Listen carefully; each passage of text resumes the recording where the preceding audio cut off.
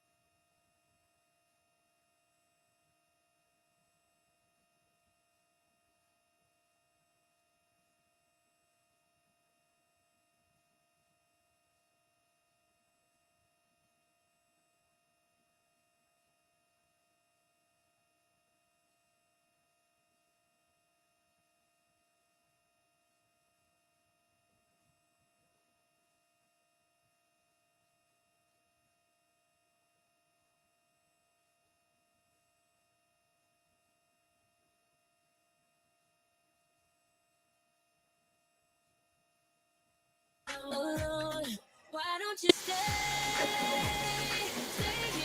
after hours? I know you don't wanna leave. Oh. Stay here after hours we can't. We gotta check the time. Even when it ends, it's still you and I. We ain't even know. Shout out to all the people live on YouTube right now. Shout out to everybody streaming at home. Riding on a high. Wish you were here. It's more than a moment. Sorry. This can't be a memory. Everybody in the building scream so they can hear you online. My home never closes. Just want you to feel free. Let's do it again. Here we go. Here we go. You better sing it with me. You better sing it with me. Are you ready? The whole stadium, put your hands and let's do it one last time. Why don't you stay here after hours? I know you don't wanna leave. Stay here after hours. After hours we Y'all may not know this, but I'm a first generation Cuban and my father came in, so I just want to get a little something. What you say? As a Cuban American, I had to do it. Shout out to Elvis Crespo. Here we go.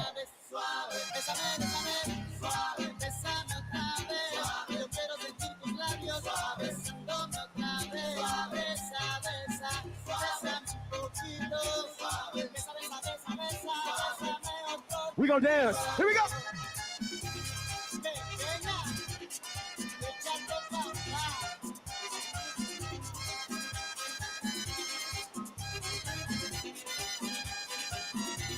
Baby, you can get in the aisle. You can get in the aisle.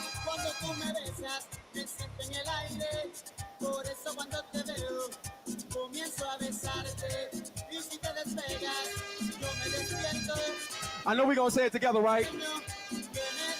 If you got a red light, say it. Sing it.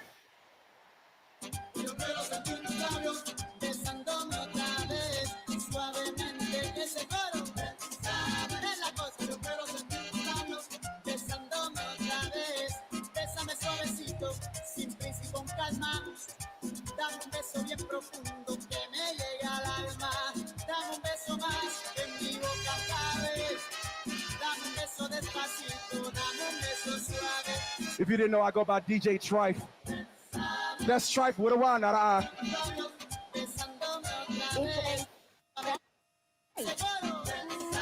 Es la cosa, yo quiero sentir tus labios besándome otra vez.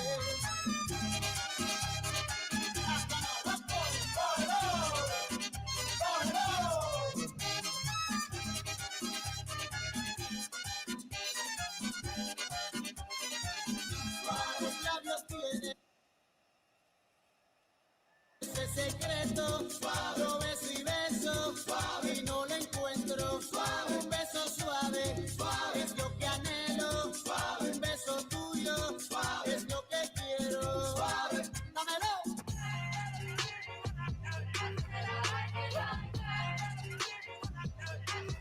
Now I like dollars, I like diamonds. I like $1 million. Where's my pen? I like those Balenciaga. The what? The ones that look like socks. I like going to the Tula. I put rocks all in my watch. I like texts from my exes when they want a second chance. I like proving niggas wrong. I do what they say I can't. They call me Cardi, Cardi, bang it, body, spicy mommy, hot tamale, hotter than a Somali. Ferrari, hop up the stoop, jump in the coupe, big dip on top of the roof, flexing on bitches as hard as I can, eating halal, driving a lamb. So that bitch, I'm sorry though. Got my coins like Mario. Yeah, they call me Cardi B. Yo, I'm in district in the chain. I like it like that. Certified, you know I'm gang. Just to top and go grand. Oh, he's so handsome. What's his name? What you like? I like the way you look at me. I like the time with baby. I like what we have grown to be. I like it, girl. You say. Don't you know I like it? I like the way you look at me. I like the time with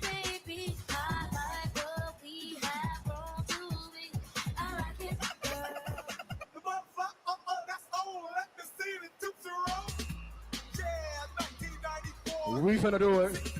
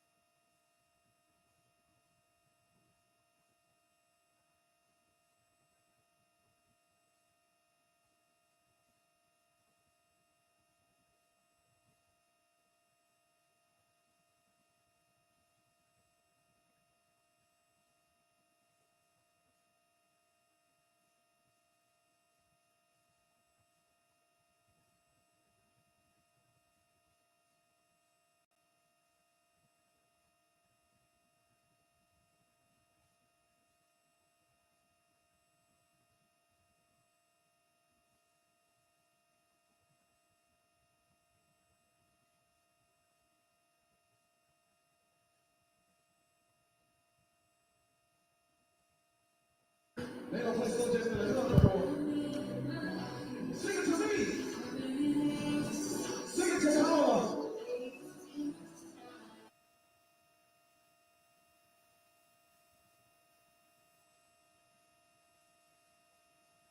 Man, they say that she smell good. Because what? You say. I know you think I'm fine. Might be too fine to hit it from behind. Reflection in the mirror, don't get This is the last time. If you know you were beautiful, sing it with me. that on my hood. I look fly, I look good. You can't touch my bag, but you 'Cause what? good. I look fly, I look too good. Put that on my hood. I look fly, I look good. You can't touch my bag, but you good. I look fly, I look too good.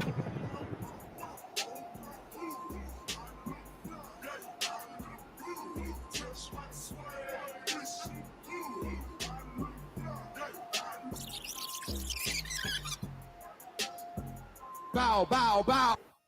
Yeah. Tuning in to Beyonce, Kamala, Riley. Let's get it. 10 days into the election, baby. Make sure you got your shit strapped in tight.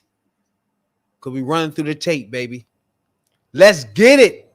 Slim thin, crumble skin, 5'5", this bitch a 10. Hard done, bills paid, catch me sliding in a Benz. I ain't looking for no man, I ain't recruiting no new friends. At the top of your lungs, tell me get it sexy because I look good. Get it sexy, get it sexy, get it sexy, get it sexy. Boy, you know this super fat. Me good, I'm throwing it back. He wanna kiss me all over my tag. I'm so sexy, they attack. Feel myself cause I know that I'm there. Riding through St. Louis in the sky. What's down middle point, I got it black. Walking through the club looking like a snack. Get it sexy, get it sexy, get it Yeah. sexy. Tell yourself, get it me. Yeah. I'm feeling it, baby. The first woman president, Black lady, Kamala Harris, baby. What it do? 10 days left. Sign your name up, get in there and push Kamala Harris, baby. And go down the line, Democrats down the line.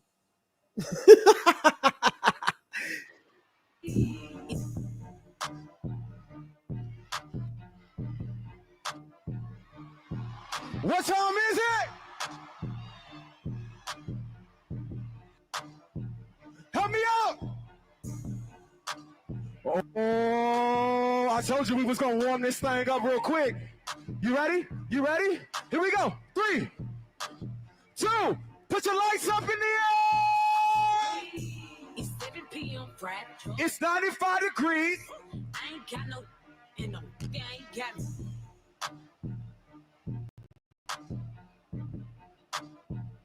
If he right here with me, turned up with my constituents. Ooh. Y'all have been an amazing audience, but I feel like we gotta do it again. Can we go from the top? In 3, 2, 1, go! It's 7 p.m. Friday. It's 95 degrees. I ain't got no, and no, let's go. I'm about to show my. Love freak. Is that your man? Huh? If me. Let's go. Turned up in my shows, yeah, cause I got that big 60,000 fans. Can't see me do my dance. Got a million one haters, and then y'all can kiss my. Sing it! Turned up in my shows. Ooh. Cause I'm right here with me. I need to see these lights going crazy. Don't just hold them up, show them out. Here we go, Out at Twitter typing. Ain't do nothing. Crop top with some biker shorts. If you already voted in early voting, make some noise. Do you know how crazy that is? He gon' drop that net. We gonna throw some votes. press. So high, damn the red. I keep fresh. Keep shirt on wet. Who won't smoke? Say what? Get that off your chest. You what? Turned up with my. Lit. Turned up with my. Turned up in my shows, yeah, cause I got that blick. 60,000 fans came to see me do my dance. Got 1,000,001 haters, and then y'all can kiss my. You say? It's 7 p.m. Friday, it's 95 degrees. I ain't got no. And no. Hey, ain't nobody got me. Let's go. I'm about to show my. This love free. How to. Let's do that sexy dance together. Here with me, Friday night, hot as hell, and you know the. Man and petty, fresh set, You what? and I got my toes out. I'm rocking off-white Ooh. on the off night. These with me pretty, and then y'all can fight. Yeah, you mean 40 inches, 613? I'm looking fine as hell. I'm trying to be seen. I'm finna wreck the scene. I'm off the 17. Turned up with my new. Watch me do my. Turned up with my. Turned up with my. Turned up in my shows. Something now is taking over me. Yeah. I'm not gonna run, I'm just gonna stand here and sleep. Oh.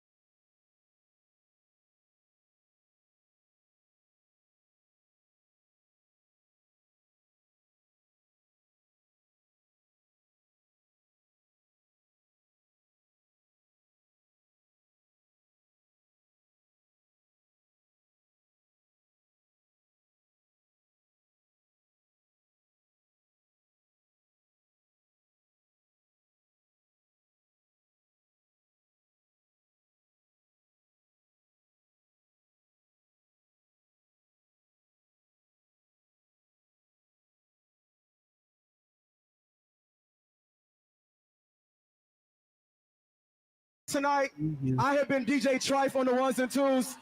I'm at Mr. Trife, Mr. MRTRYFE on Instagram, all socials, on SoundCloud. I'm a Texas resident, and I'm ready to vote for Kamala Harris for president. As a double Howard alum, I'm freaking ready. Love you guys. Thank you so much. To be president. Are you ready for our new president? Are you ready for our vice president of the United States? Are you ready for Beyonce?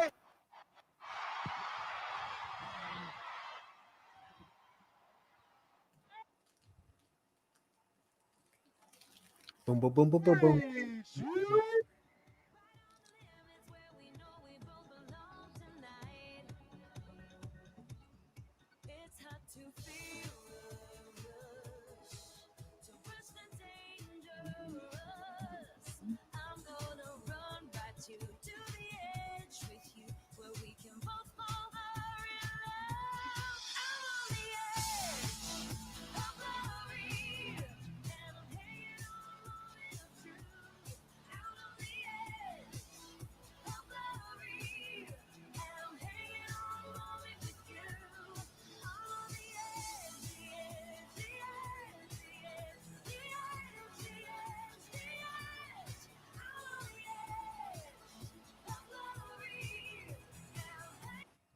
What we're looking at right now is a rally for Kamala Harris, where Beyonce is going to make her appearance.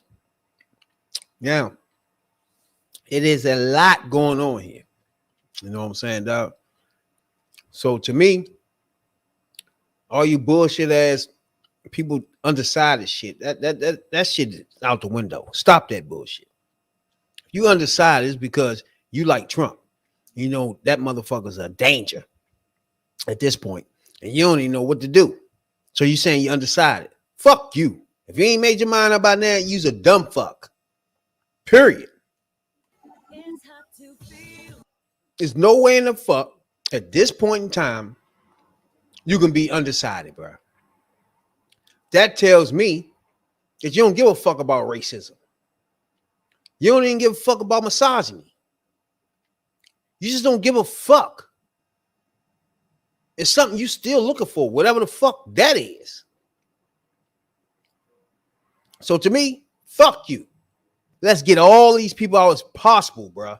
Vote Kamala Harris ASAP.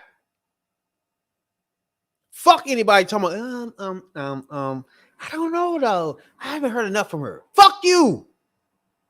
Go to the website. Stop acting like a dumbass. Fuck out of here.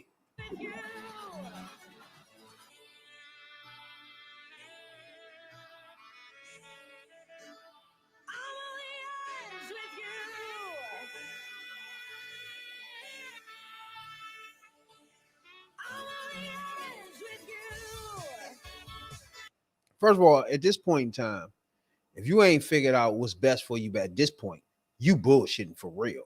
You know what I'm saying? You just, at this point, you just out here. You're not even meaning that no more, bro. Like, come on, man. I didn't have a father in the house when I was growing up. My parents divorced when I was 2. I knew my father for 1 month. But you know, I did have a lot of people around me. Stepfather, grandparents, teachers, coaches, and most of all, my mother, who taught me the difference between right and wrong, showed me what it meant to be honest and be responsible and to work hard, to treat others the way I wanted to be treated. And I did not, growing up, always live up to those values. I was a knucklehead like most teenagers. But as I became a young adult, I tried to internalize them. I tried to live up to those values. I suspect most of you grew up the same way. And one of the most disturbing things about this election, about Trump's rise in politics, is how we seem to have set aside values, basic values, not democratic values or just basic values that we were taught. I mean, we've got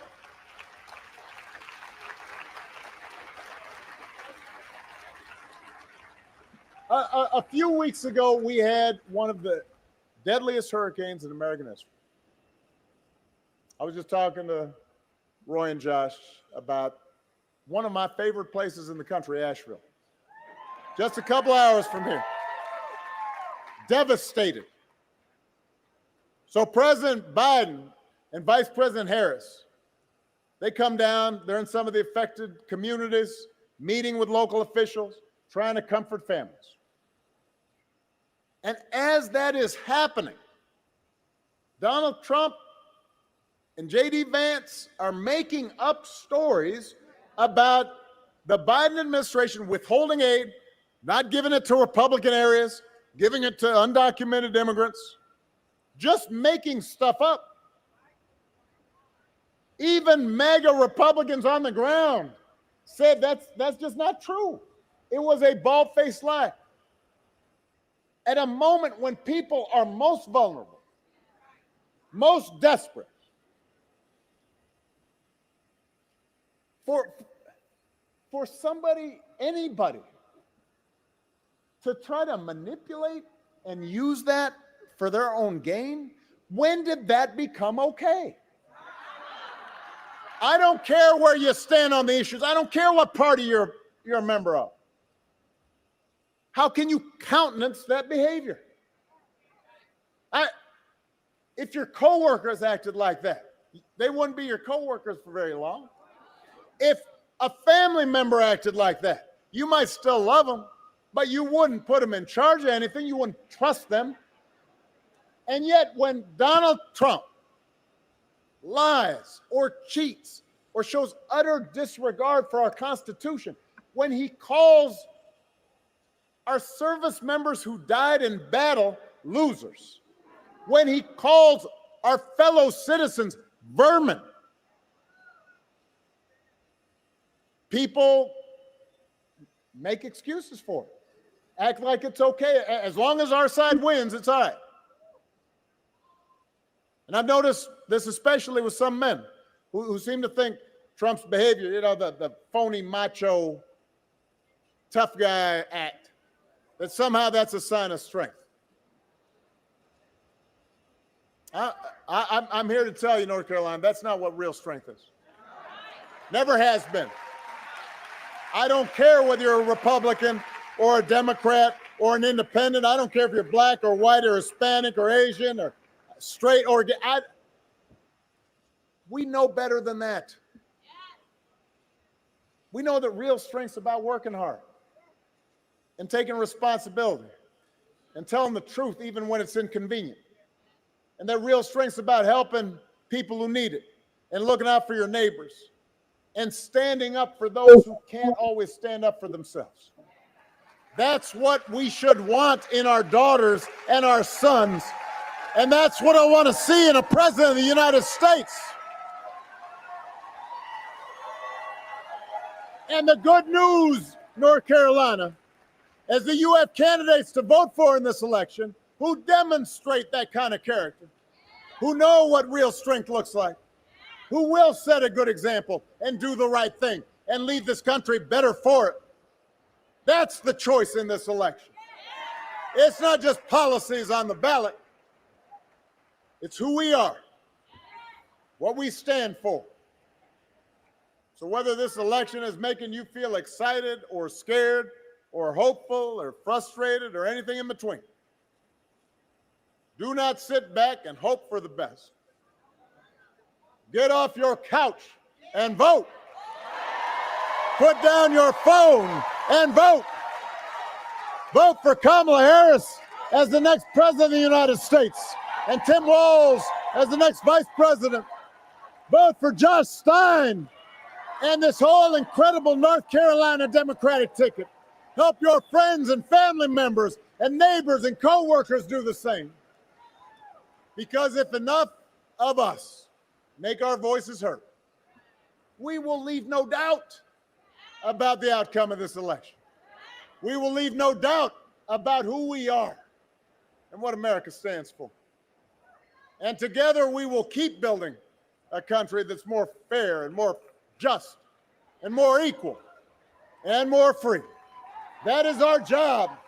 That is our responsibility. North Carolina, Charlotte, let's go do it. I love you. God bless you.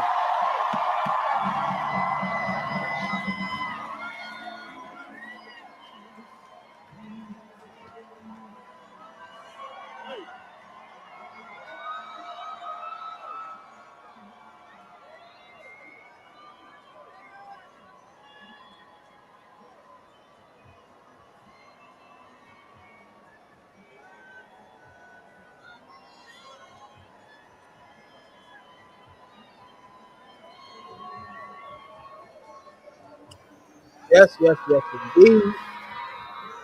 The former president of the United States of America, Barack Obama, just told you how he feel about this damn thing. First of all, man, he already expressed how he feel. It's like, bro, this thing can't even be. This not even a hard thing. That's why I make undecided so dumb. It's like what at this point, we don't even need you voting now. At this point, how silly this gotten to be. Like at this point, it's like I'm decided, a racist pig or damn misogynist fool, damn, or a criminal, or like if you at this point still doing that, you a jackass, bro. I'm not even bullshitting. You just a fucking jackass at this point. Because no way impossible fuck in hell that you can be still fucking undecided. Like really? You're not even making no sense now and shit. If you're undecided now is because you're illiterate as fuck. You don't want to know nothing. At this point,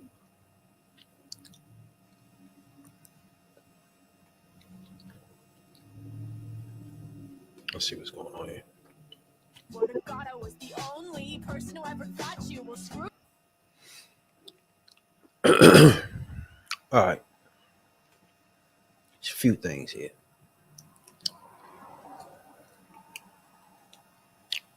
We got a lot going on here, bro.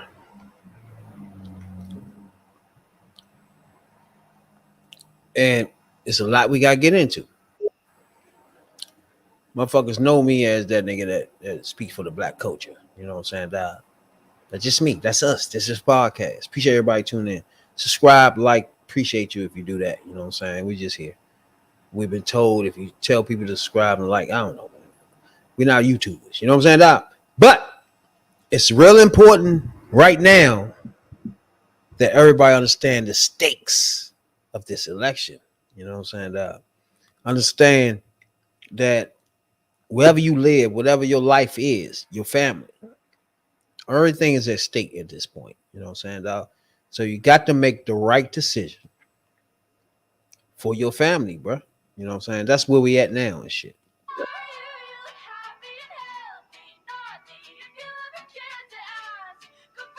And I think when you really dig into this, like we had motherfucking Charlemagne the God, right? See, me and my man Tony, right? We've been blasting all these type fools like him and shit, right?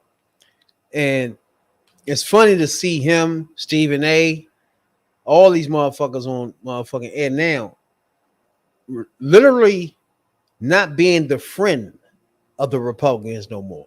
And the Republicans are looking like, bruh, that's not how you been talking now. Come on, what we doing? You know what I'm saying? They defending Kamala now.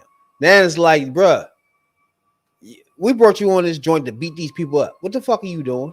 You know what I'm saying? Now, Charlemagne the God when it had a little thing with can't never pass podcast without that. But with Cooper, whatever the fuck his name is, right? And it's funny because now that when they bring them on with the illusion of in their mind is they gonna help. Once he get on his joint, he gonna beat up the Democrats with them, right? So in their mind, when they book Charlemagne on these news shows, they thinking in their mind when he come on, he gonna beat up the Democrats, right? And now that Kamala is running, it's a funny switch going on with these people that they bring in now, like him and Stephen A. Now Stephen A. and people like Charlemagne is not with the bullshit no more. So when they bring them on, expecting them to help out their argument like they usually do, and be a black MAGA. Ever since she been in, it's been hard. Every time they bring Charlemagne on or Stephen A. on, they ain't doing what they usually do. They defending Kamala now. It's like, bruh, that's not what we brought you on here for. You know what I'm saying? But this is an example of how Charlemagne will switch. He thinks that she believes Donald Trump is a fascist, got a lot of headlines because it was the first time she said it. She's been going along for days saying Mark Milley said he's a fascist. This person said this. You raised the question of authenticity in your interview with her. And that was an authentic moment where she says, yeah, I do think he's a fascist. And I think that's why it had a reaction. Donald Trump, he, for whatever you think about him, if you like him, if you hate him, he is certainly who he is. He's showing us who he is every single day. Yeah, which is a fascist. And it's crazy because you still don't have news networks having that conversation. Like when somebody says, when somebody questions Kamala Harris's blackness or is he a DEI hire, y'all will have roundtable discussions about that, asking that question. How come you're not having roundtable discussions asking, is Donald Trump a fascist? Actually, not even asking it, stating it. I mean, when you look at the things that he's talking about doing, jailing journalists. Wait. See. I appreciate you coming back. I get that. I like it. Okay, that's cool. But you cannot act like you wasn't with this train, bruh. Now you see what I'm saying? The Godfather in this joint right now, right? But he can't act like he wasn't part of it. You know what I'm saying? Like he had a whole DEI thing on his whole show. We talking about it was garbage. You feel me? Helping their argument. He was coming on Fox News helping the argument against Biden, right? So it's clear to them that he done switched his comment in the joint, and then they getting shit like this from him. You know what I'm saying? It's not what they want to hear. And like I was telling y'all, a long time ago, the people with them platforms, like how they just say what they want to say just to get the ratings at the time from different perspectives. That's all it is. What's the first thing he said? He going to lock up journalists. We think he is. We think that's what a podcast is. A podcast is a journalist. No matter how you look at it, you're a journalist because you into politics or you into whatever you're doing. You're a journalist. So guess what? That's an attack on him as well. That's why he is pulling back. Stephen A. Smith, a journalist as well. Guess what? Pulling people back. But guess what? Because now they are in their fight where, okay, this man gonna lock me up now. So, and I'm black. So we're gonna be the first to get locked up as journalists. Oh, talking bad about Trump. So yeah, now everything's switching. But it could have been the same way when Biden was in office. Because he wasn't doing this when Biden was in office. Hell no. The same accomplishments that you out here praising Kamala Harris for during her 4 years as vice president, those were the same things that Biden put in place. Only thing Kamala Harris did was govern it. Oh yeah, he looked like a hypocrite. Period. Exactly, that's what I'm saying. Because all she did was govern all the policies. A vice president governs, y'all. They do not make policies. They can recommend to the president, but they do not do part. They are the president of the House, of the Senate. That's it. They govern everything that the president puts down.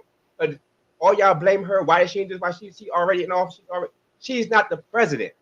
The big difference. The president does the orders, signs executive orders, things like that, and put things in place. She just governs everything else. So but you got to notice there's switch up now, because when they bring these people on like him, Stephen A., they're expecting him to go against Democrats. And when he switched like this, it's odd to them. You feel me? It's like, oh, wait, this ain't how you usually been talking. You know what I'm saying? But him having Kamala in the motherfucking race has changed it for him. You know what I'm saying? But I don't think, well, Anderson Cooper, he's kind of like liberal. You know, he don't take no sides. That's Anderson Cooper. I've been watching CNN. Anderson Cooper, Caitlin Clark, Abby, and one more person in the daytime, and the girl in the daytime. They are straight Democratic or liberal. What they're doing is they're trying to force you to see where you're at. Then when they force us to see where you're at, then they adjust to where you're at. That's how they do. They're complete liberal. But you gotta listen to what Charlamagne's saying, though. He's saying, let's let it play. Political opponents turning the military on American citizens. The guy said he wanted to terminate the Constitution to overthrow the results of an election. How come that is not the topic of discussion on networks like CNN every day? But do you think that, I mean, you were raising this with Kamala Harris about her own authenticity, about her own willingness to just, say things that aren't crafted.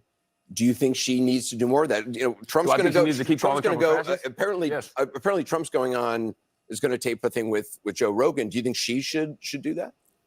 I think that she should keep calling Donald Trump a fascist. And I think that Americans need to keep looking at the rhetoric of Donald Trump, because I don't know why we're even thinking about electing somebody who's talking about putting people in camps. I don't know why why we want to elect somebody who's talking about mass deportation. I don't know why we're having this conversation about somebody who wants to terminate the Constitution to overthrow the results of an election. Aren't we supposed to be a patriotic country? Whenever somebody like Colin Kaepernick takes a knee in this country, everybody talks about, oh, that's so unpatriotic. But a guy can say he wants to terminate the Constitution to overthrow the results of an election and nobody cares. And like even me bringing it up now, you brought it back to Kamala and Joe Rogan. Anderson, yeah, who gives a damn? Well, see, I'm glad you're back too, Charlamagne. That's cool. I'm glad you're back home. I am, but I'm trying to still talk about him because everything that he's saying is the same. Everything that we're going through now, the same thing we were going through with Biden was running.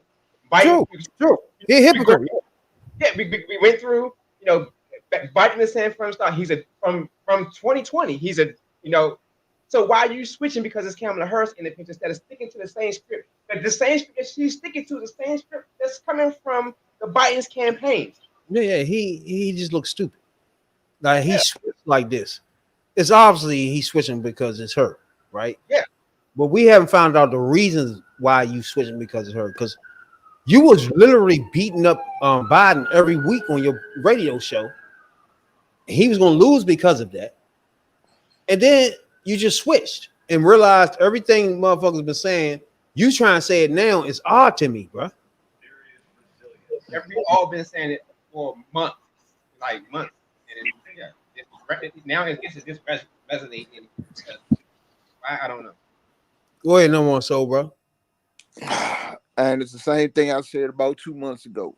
Everybody is gonna come a time when everybody want to be on the right side of history. He want to be. They see they see where it's going. They see where the situation is trending. So now they want to be out there. Everybody that talk shit about Biden, talk shit about her, talk shit about all the shit that wasn't true. Now they want to be on the right side of history because if she win, then you want to say, "Oh, I supported her. I had her back, and I voted for her." Yeah, I know what you. That's all they want now. People to say they voted, they say they supported her, and want to hope everybody forget all the other dumb shit they said. Exactly. It's hard to forget that motherfucker. These two was the main motherfuckers that was talking shit. Right. Yeah, bro. It's like no way. What I don't understand about him is how is you gonna go on CNN and chastising people or start all this shit on CNN saying they should have did this and shit, they should have did that.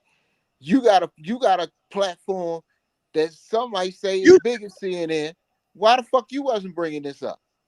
That would fucking Cooper should look at him and say, "Hold on, wait a minute. You got a show too. You ain't been doing it either. So if you telling me I ain't been doing it, you ain't doing it either, motherfucker." Right. That's what he should have said. You just turned around 3 weeks ago, motherfucker. Like, hold on now. Like, if I'm at fault, you at fault. Now I'm on Cooper's side with that. It's like both of y'all niggas trash. Don't just say he trash and you not. You trash with him. Cooper trash and you trash, motherfucker. Don't try to duck out of it. And then you switching and trying to say the right shit. No, and try to make Cooper the bad guy. No, motherfucker. You was with him. Nigga, fuck out of here. And like you said, Cooper is like a down the middle type of what's the name? But at the same time, when you have people on your show and they just line, like you part of it now. You know what I'm saying? Yeah. You gotta stop that shit.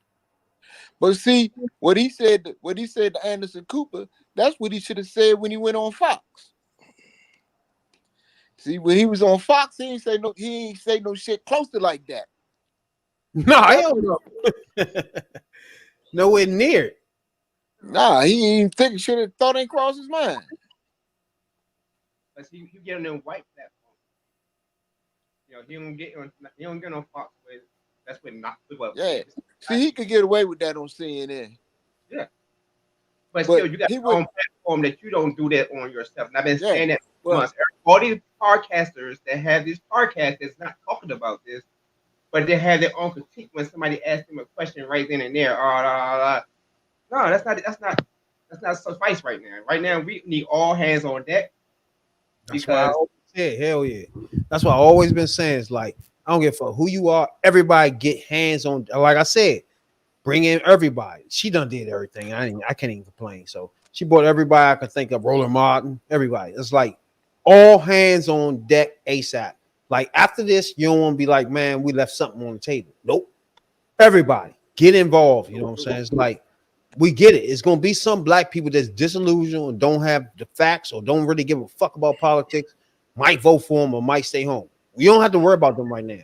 You gotta get out. Everybody like we black men, motherfuckers. You know what I'm saying? It's like don't skip over us. I'm a businessman. If you want, Kamala, you can come to my barber shop too and do your little thing if you want. I would definitely hold that court for your ass. You know what I'm saying, though? But nah, she's supposed to be negotiating to make Howard University her election night headquarters. That I don't like thinking about stuff like that. Because we talking about a situation where this is it. You know, this is where our country make our mind up if they racist or not, right? This is it. You know what I'm saying? It's like At the end of this shit in 10 days, bro, we're gonna find out how racist this country is. Right? You're not, you're not gonna find out. You're already- If you voting, if Trump wins the presidency, bro, it's clear as day around the world that United States is racist. Not only racist, they hostile to immigrants, so don't go there. So it's gonna be a different America. Completely different America. Completely different America. Like I told y'all, like I told my brother, like I told y'all on the other podcast the other night. Everybody talk about Trump had a good economy. Like I said, that was Biden's economy. Biden passed it off, 75 months of straight job growth, pass it to you. I say, I thank God, once that 2 year of all his policies done got flipped over, that he tried to, that Trump flipped over, thank God we were in a pandemic. Because he was not able to do the things that he wanted to do because the pandemic consoled every bit of soul of him.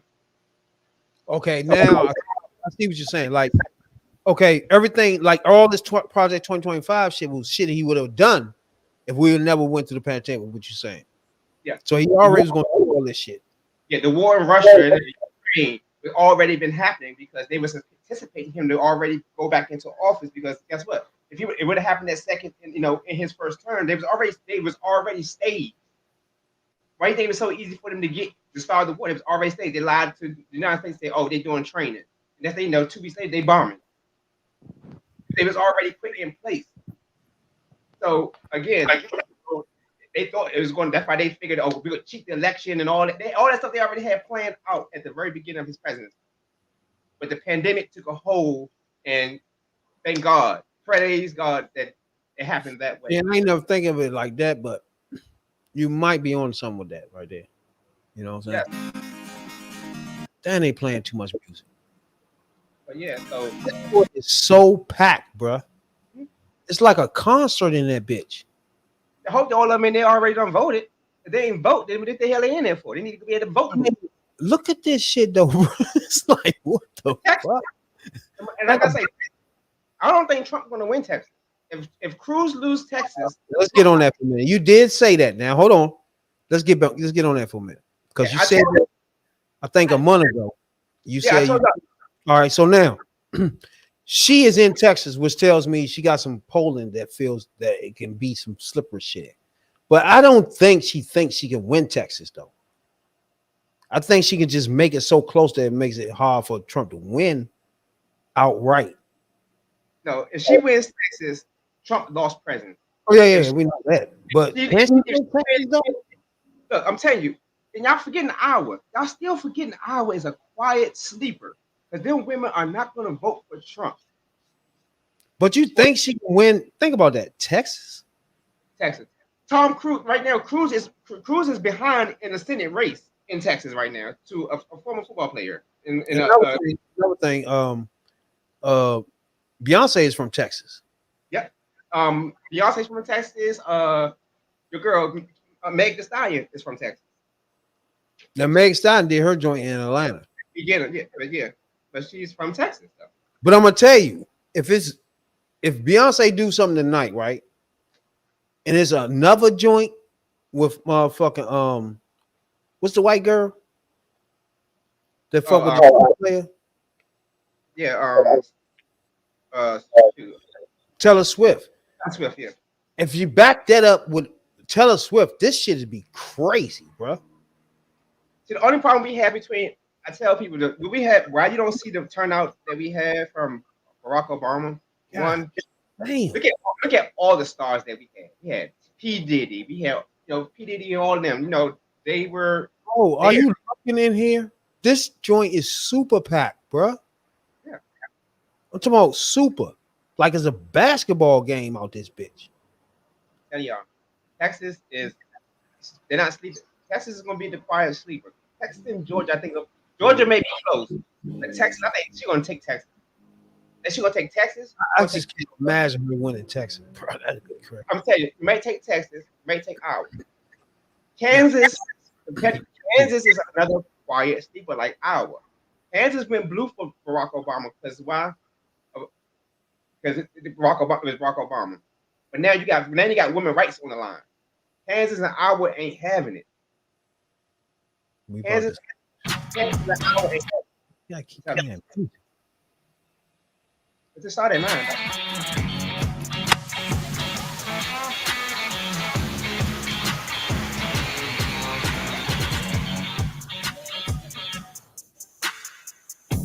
But back to what we were saying about the black motherfuckers that was on the wrong side at first, and they ain't trying to slide back.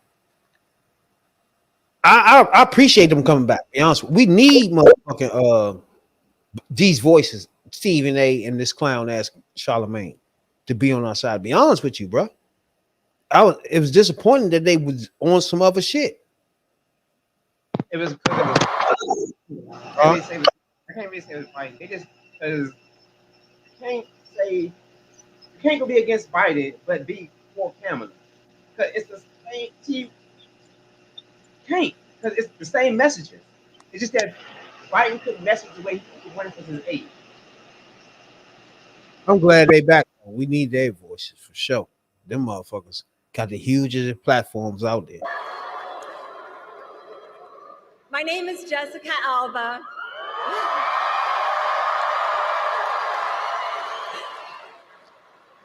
And I stand before you today because the stakes in this election could not be higher. Our rights, our freedoms, and democracy are on the line.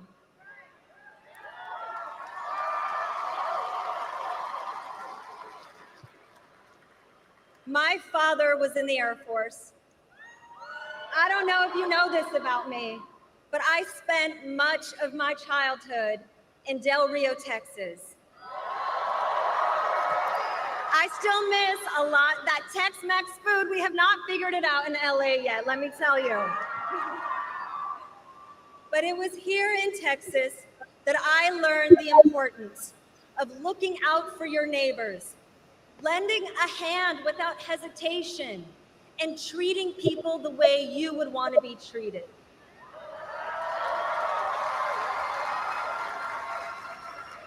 It's this Texas spirit of compassion, generosity, and unity, along with my strong Mexican-American family values,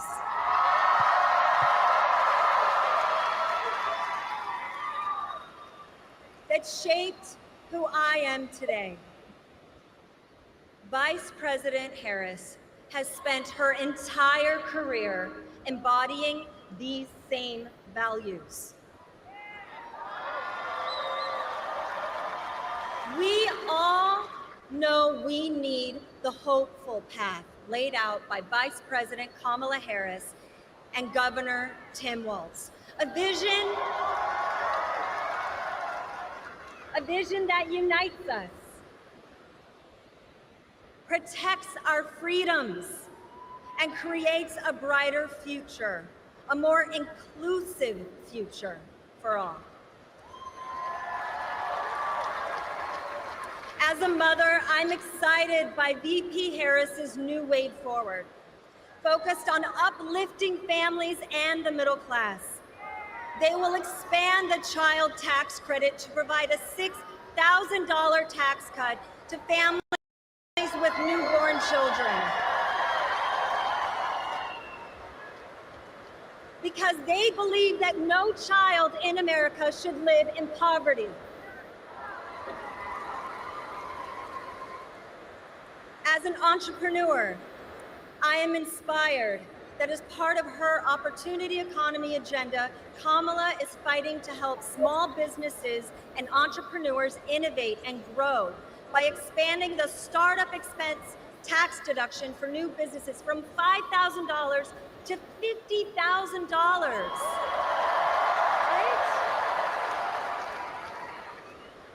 This will help entrepreneurs get their ideas off the ground. Imagine the difference this could make for all of us. And as a woman, I know we need a leader like Kamala Harris, who is dedicated to protecting reproductive freedom.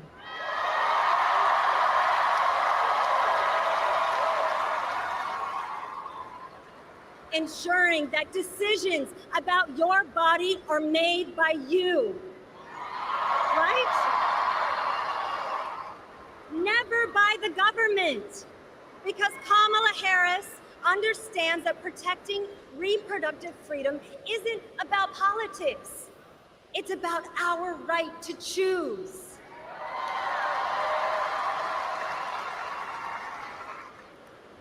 And these are just a few of Kamala's policies and beliefs that will change so many lives for the better. Because going back is not an option.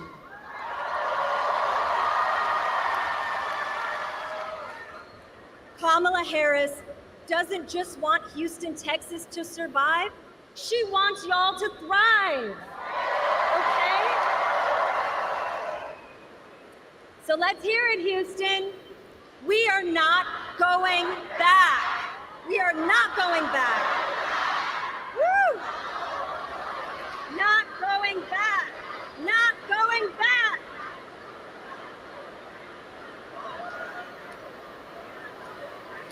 Woo!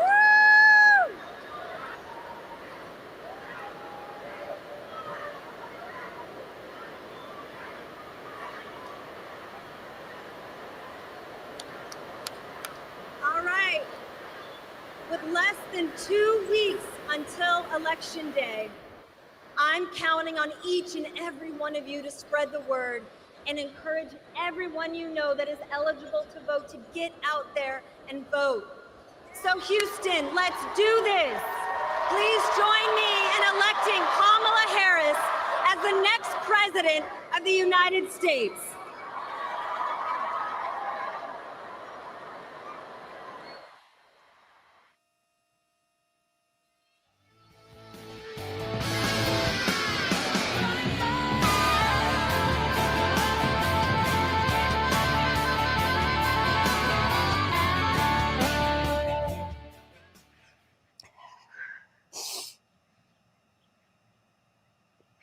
I know they say be strong in the Lord, but it's taking God's strength.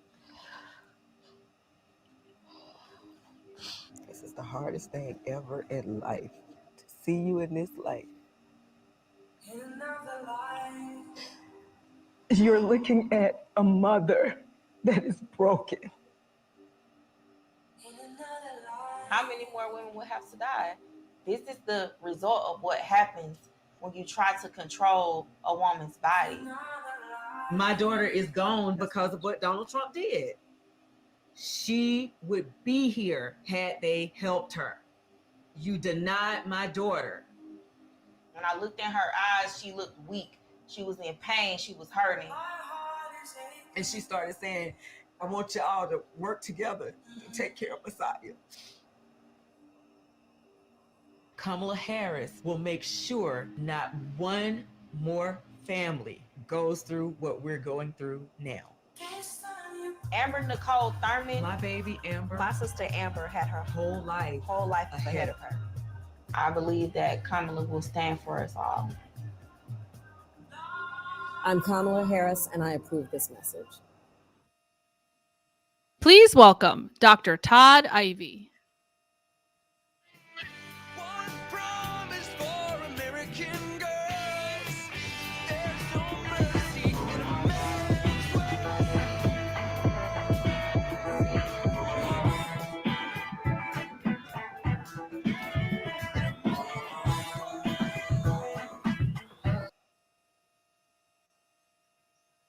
Before he go, real quick.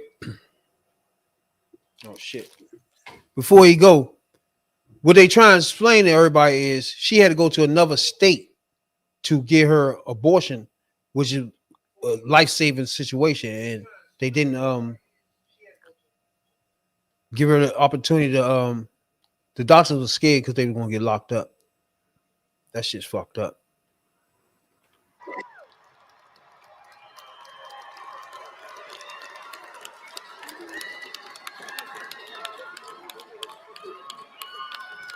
Good evening, everyone. My name is Dr. Todd Ivy, and I've been a practicing OBGYN in Houston, Texas for over 25 years.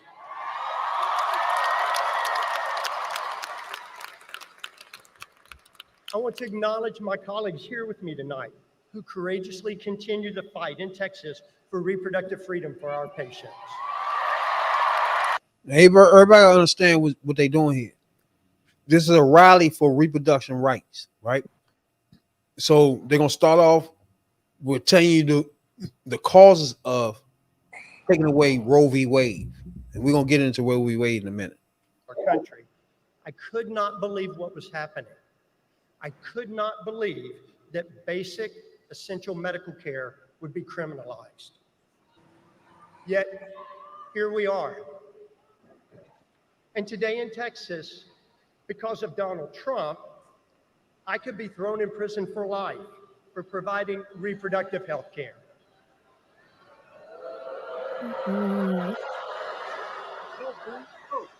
And as a result, many of my patients with tragic pregnancy complications have been forced to flee our state to get the health care that they need and that they deserve.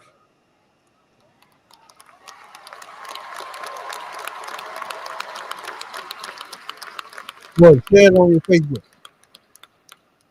In that moment of a devastating diagnosis, what I want to do, what I need to do, and what I'm trained to do is to provide counseling and care for patients according to their wishes and their needs.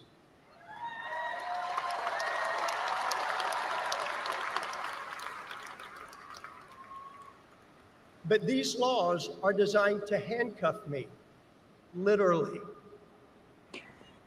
As a physician, I cannot describe the anguish of not being able to help my patients and the fear of spending the rest of my life behind bars. Each physician here with me tonight has multiple agonizing stories to tell, and some of them involve their own pregnancies. We all know how devastating Trump's abortion bans are for patients' health and lives. Data have shown that since our state enacted these abortion bans, maternal mortality has worsened. To put it bluntly, women are unnecessarily becoming ill and dying.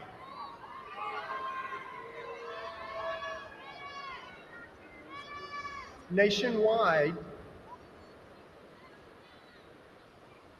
I think someone needs some medical assistance over here.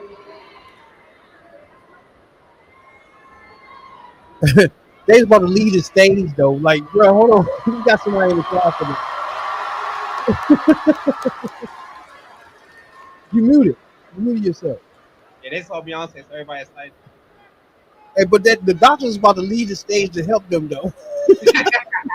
Like, hold on, we got somebody else. Hold on. That's funny.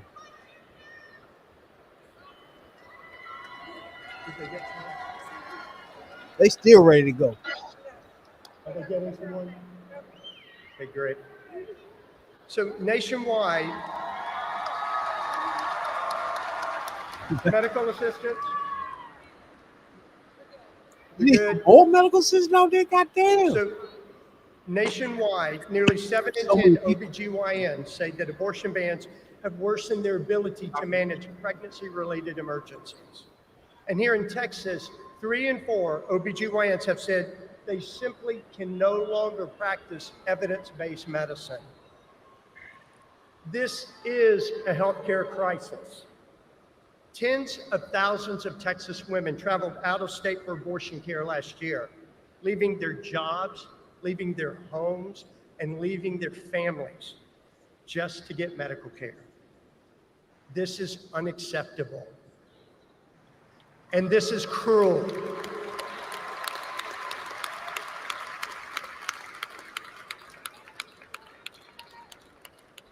I was shocked when Roe was overturned, but I've never been more shocked to hear Donald Trump continue to brag about it and to call these extreme abortion bans like the one in our state something, quote, beautiful to watch.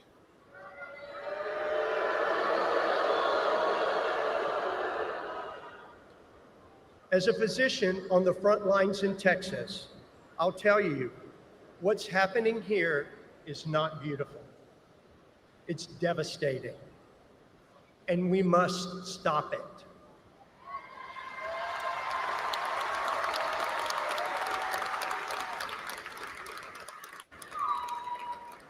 So let me be clear about one thing. There is no place for Donald Trump in my exam room.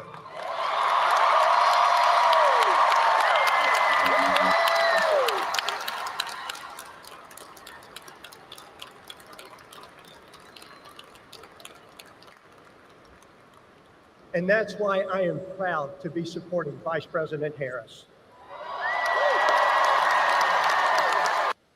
Hold on. So, hold on for a minute. So, you came out a couple of months ago and said you feel like Texas is in play, right? And me and Tony was like, bro, you driven in fucking Texas, right? You want something different. Now, there's a reason why they're there, though, right? So obviously, it's some polling going on to make some things it's close or something. Something is happening here, right? Me personally, I still don't feel like she can win Texas. I just don't see it. But this is different from usual, put it like that. You know what I'm saying? The reason why I say that is because I lived in Texas, so I kind of know a little bit about Texas. Yeah, they're hard Republican state, but they're only Republican states in certain counties. The major city, by Texas being so big, the major cities, the counties can make up the numbers for the city. That's how, because Texas is like one of the hugest states that we have. So if you put all the Republicans in, but you got to think about it now, the demographic is different. 4 years ago, the people that was 16 years old, that was 15 years old, 14 years old, they're able to vote this time around. But now they seeing what they don't like in Texas. Again, it started with the Senate seats. The Senate seat is in trouble. Ted Cruz is about to lose his seat. That's why they're in Texas. It's not just about Kamala Harris winning Texas. They need the seat too.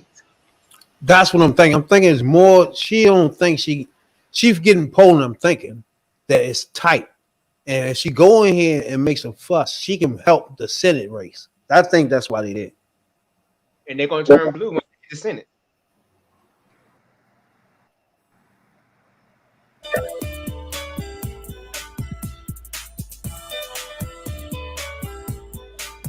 I'd be scared if I was these physicians because MAGA wild as shit, bro. They are scared. They got doctors on the state. Yeah, that's what I'm saying. It's like that's a tough position to be in because they threaten to go to jail if they help the person. That's wild. Yeah, exactly. I just felt like I was alone on a planet with a monster. I was 12 when he impregnated me. Yikes. I just remember thinking I have to get out of my skin. I can't be me right now. Like, this can't be it. I didn't know what to do. I was a child. I didn't know what it meant to be pregnant at all. But I had options. Because Donald Trump overturned Roe v. Wade, girls and women all over the country have lost the right to choose, even for rape or incest. Donald Trump did this. He took away our freedom. I'm Kamala Harris, and I approve this message. Bro, when I tell you that if a motherfucker get on and say they was pregnant at 12, like, bro, it's nobody in America that can look at that and be like, you know what I'm saying? It's like, you pregnant at 12? What the fuck? You realize her uncle fucked her. That's crazy. You got to realize that's why that's why the Republicans want to be in office. They want to be able to do what they want to do with women. They think about all the Republicans that great women. That's what they want. They don't want women to have any sex. When they say something, there's one there is one woman for every three women for every one male. Something happened with your mic. In October of 2021, 2 weeks after my husband left for deployment, I actually found out I was 4 weeks pregnant. But very quickly, we figured out that there was something wrong. And after 3 weeks of medical tests, blood tests, ultrasounds, and everything in between, my doctor told me that I had an ectopic pregnancy at 7 weeks. My ectopic pregnancy was in my left fallopian tube, and if left untreated, it could burst and lead me to need emergency surgery. But luckily, I was able to go into the hospital the next day and get a methotrexate shot and begin to heal. However, few months later, 6 or 7 months later, the Supreme Court that was hand-picked by Donald Trump overruled Roe v. Wade. Don't boo, vote. Access to a safe and quick abortion was what saved my life and preserved my fertility, and now those very same protections were gone. It unleashed cruel abortion bans across the country, and we began to read about women in Texas, in Alabama, in other states with ectopic pregnancies just like mine. Wait a minute for a minute. All right, two things. When she say Trump handpicked the Supreme Court, that's not really true, right? The people that voted for him, 3 of them he put in there, but 3 of them that was already there. So it ain't like he handpicked it. He put in the judges that was dead set on voting against it. So what he did was put in enough votes to overturn it. He didn't handpick the Supreme Court itself, though. No, he did handpick. No, what they mean by handpick is they knew that those people that he put in there was going to overturn Roe versus Wade 1. 2, they wanted something. He handpicked them for the reason of immunity, because again, he wasn't expecting the pandemic was not supposed to happen. So that was one thing. Everything that he wanted to do, he would have done. Being immune, police immunity, all that stuff would have been done. So that's why he handpicked them, and he picked them young. Why he picked them young? So they can be there for a longer time to do the things that he wants them to do. No one sold, bro. Yeah, I mean, he hadn't picked the 3 votes that he needed to put on the court to overturn it. So basically, yeah. And another thing is the reason why we need to vote, because there's 2 more Supreme Court justices that leaves in this next term, this next 4 years. So you gotta remember that they stole one of those picks from Obama. Yeah, exactly. That's crazy. So you got to think about it. Conversations and leave it all in the field because our lives and our futures depend on it. I trust women to make decisions over their own bodies, and I trust Texas women to tell men like Ted Cruz, JD Vance, and Donald Trump that they are done. Their turn is over. This November, we will all come together and make our voices heard and elect Kamala Harris as the next president of the United States. Thank you and good night. Working 5 to 9 and 9 to 5. I do think if she was just running plainly against Trump, she'll lose. Even though he a racist pig, dumbass. That's the part everybody gotta get the grasp of is why? Why would he even be in the race of anybody with common decency and sense? You feel me? So that's the real question. It ain't even the opponent that he going up against no more. We got to start recognizing that it's this country. He is not doing anything to uplift anybody. He just making it clear that if you already a racist, I'm your guy. If you don't like bitches, I'm your guy. It's just real simple. If you want white people to run and reign supreme, I'm your guy.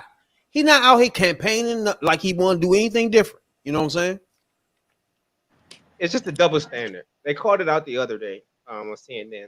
You know, Kamala Harris got to do this. But Trump is gonna sit back and just lash out, sleep at freaking sleep at the podium during his press conference, during one of his conferences, just fall asleep. That don't get aired. You know, his incompetence don't get aired. His freaking senilism don't get aired. Nothing gets aired, but everything that critiquing Kamala Harris is getting aired. It's the same thing as Parliament of God said. Like, why? Why do we have to? Why do black people? Why do we got to put ourselves on a higher pedestal than these fucking white people? Like, I'm not understanding when these white people, especially Trump, ain't doing nothing. Like I can't say all white people, but people like Trump ain't doing nothing for us. If she wasn't already vice president, this will be a losing campaign.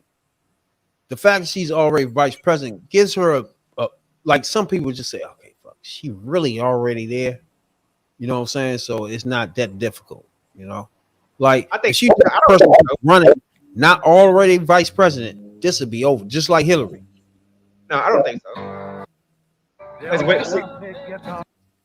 Because when you say she already vice president, it gives a cleaner. It says, okay, fuck it, she already there. She does it anyway. You know what I'm saying?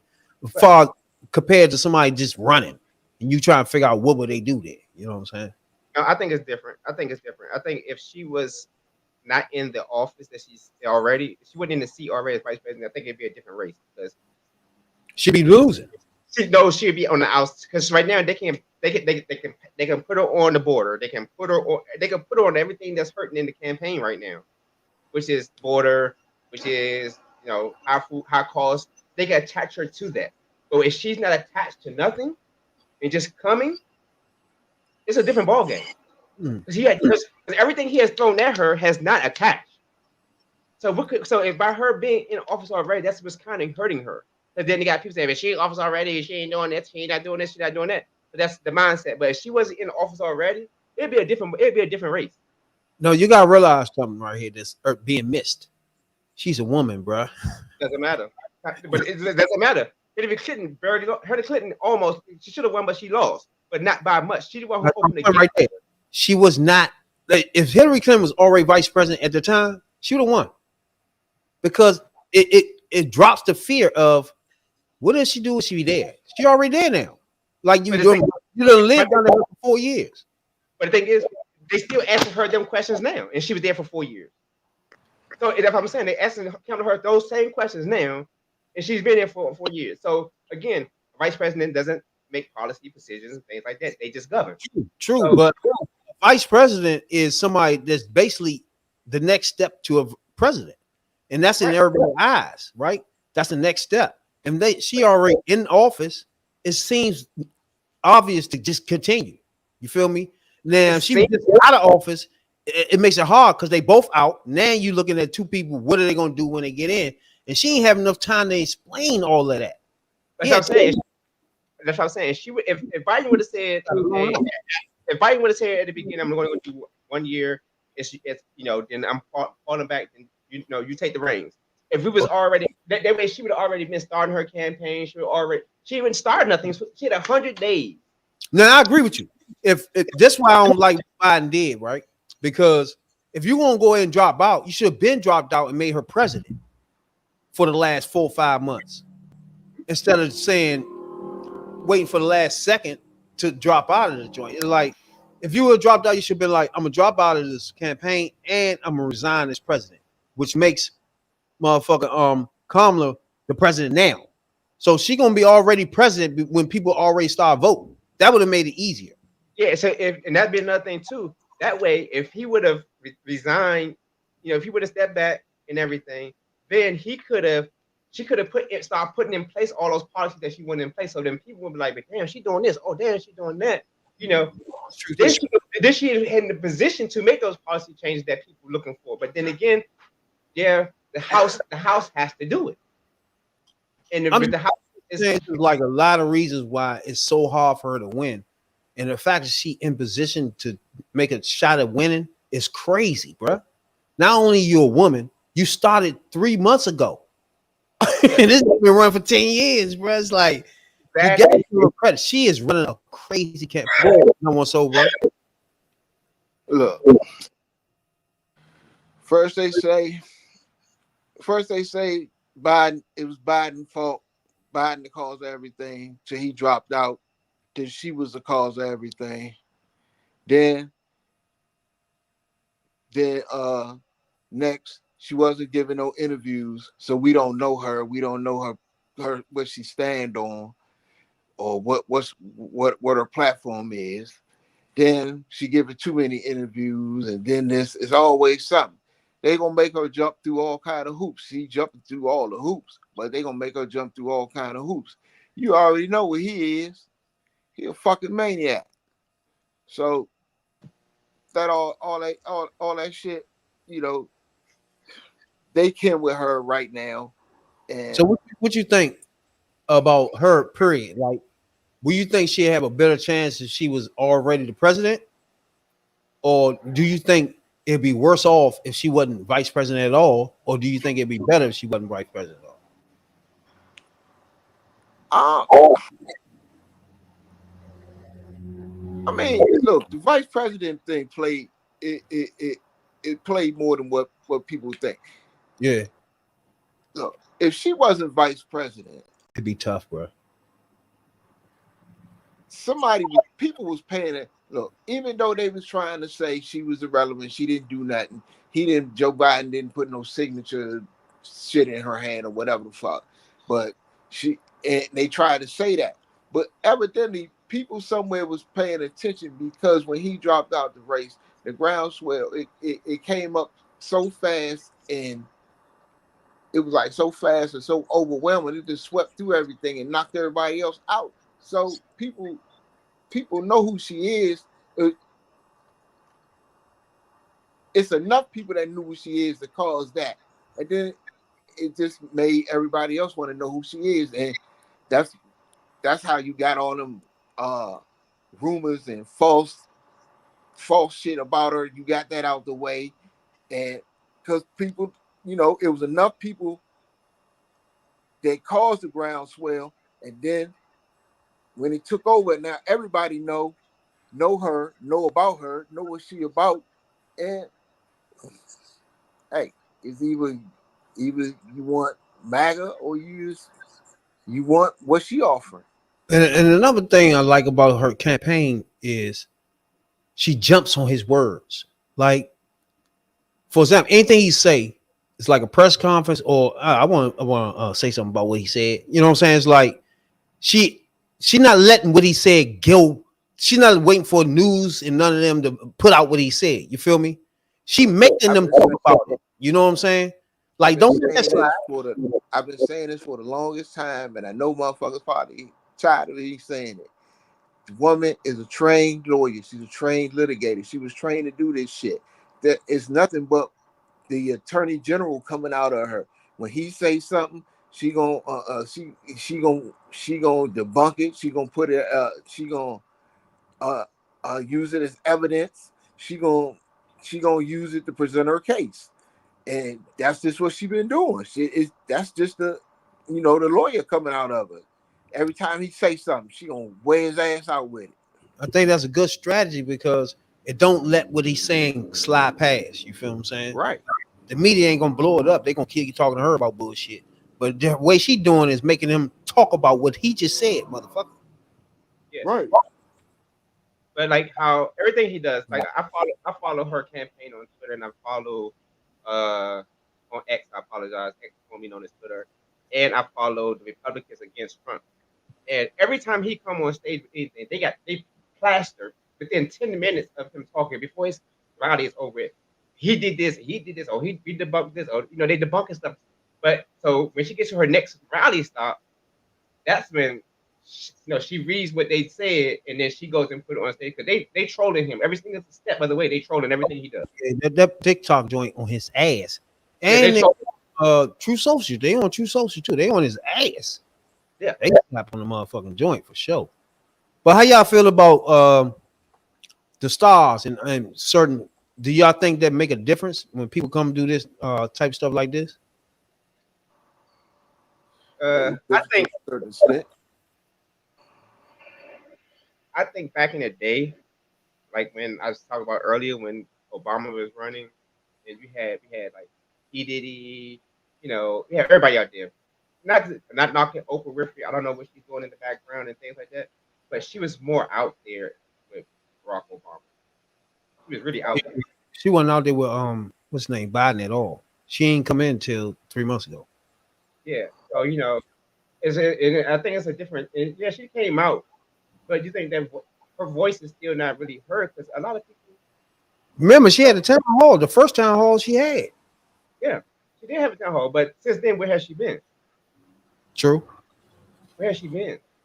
And those liberal people, they love her. They love her. Like She should be here in Texas for real. She been in this joint Texas with them. now, so far as Taylor Swift, I don't think her endorsement is going to have a major impact like it did with Biden. I don't think so. If Because she have a concert like this, it will. no, Like let me this, tell you. don't say about to have. I'm gonna tell you why. You got some of her fans are racist. So by her, yeah. Fox News did a man, not Fox. CNN did a poll on her since she has endorsed Kamala Harris, and she had went It's from gonna hurt her. to a 4%. It's gonna hurt. Because some of her fans are racist. They was Yeah. fine with Biden. They was fine with Biden, so they jumped on the Biden bandwagon. But as soon as she jumped on Kamala Harris, you see the racism. She knew that. She knew it was gonna happen. It's something she had to do. That's why I got respect for any motherfuckers like this that put their shit on the line and say, fuck it. I know that's gonna hurt me, but I have to say something. I got respect for them, bro. And then I believe the NFL is two sides. Yeah, I see them telling them, vote, vote, vote, vote. But the thing that Patrick Mahomes did to debunk what his wife did, she liked something on Trump's page, something that he said on his page, she liked it. And she to Taylor Swift, they all friends. One time when Taylor Swift found out, she didn't even sit next to her in the box in the game. I remember that. It's because those people are pure white on his white side. It's like some of them might like Trump, and it gets to the point where we can't let you slide no more, bro. Like if you like him, you like racism. It's no way around this no more. You know what I'm saying? There's no way to hide this no more. You cannot say you like him and don't like racism, bro. At this point, it's just they just playing so much music on me off. Yeah, and that's what made me think of Patrick Mahomes. Instead of you didn't help your wife's case, you didn't help your case at all. Saying you're not speaking out about it. You just said, you gotta go get your own evidence, and you gotta go do your own research, and you vote the way you want to vote. You don't need that right now in this time. And you are a major impact in the NFL. Young people, adore you, admire you, your role models. Like you gotta, the NFL have to say something. They have to say something at this point in life right now. Too many people in these high profile that don't do nothing. I mean, like Eminem and all that. I just give shots out. Eminem don't have a future anyway, and he don't have to worry about the backlash. You know what I'm saying? But Beyonce and what's Taylor Swift do? So you got to give respect to them, man. It's like she holding a huge ass concert saying, not only do I back her, nigga, hey, I'm working for her. You feel me? And then with Taylor Swift, childish cat woman, and then she got to think about it. She have no children. She may become pregnant one day and go through one of those problems. She can't get but yeah, it won't affect her if she got money, but she look at it as if I was one of somebody else. Exactly. And I can't. That's how she looked at it. People that pay her tickets and shit. Yeah, my fans, they all girls, they all women. 99% of them are women. So I gotta protect their rights. Like I honestly feel sick to my stomach right now. Well, of course I blame Trump for what happened to me. He's bragging about doing it. He's bragging about overturning Roe v. Wade, which nearly killed me. He doesn't care or know what's actually happening to normal people. And it's hard to ignore that he thinks I should be punished for receiving health care, yet he shouldn't be held responsible for his own actions. That's terrifying to yeah. think that he might be president again. I'm Kamala Harris. Message.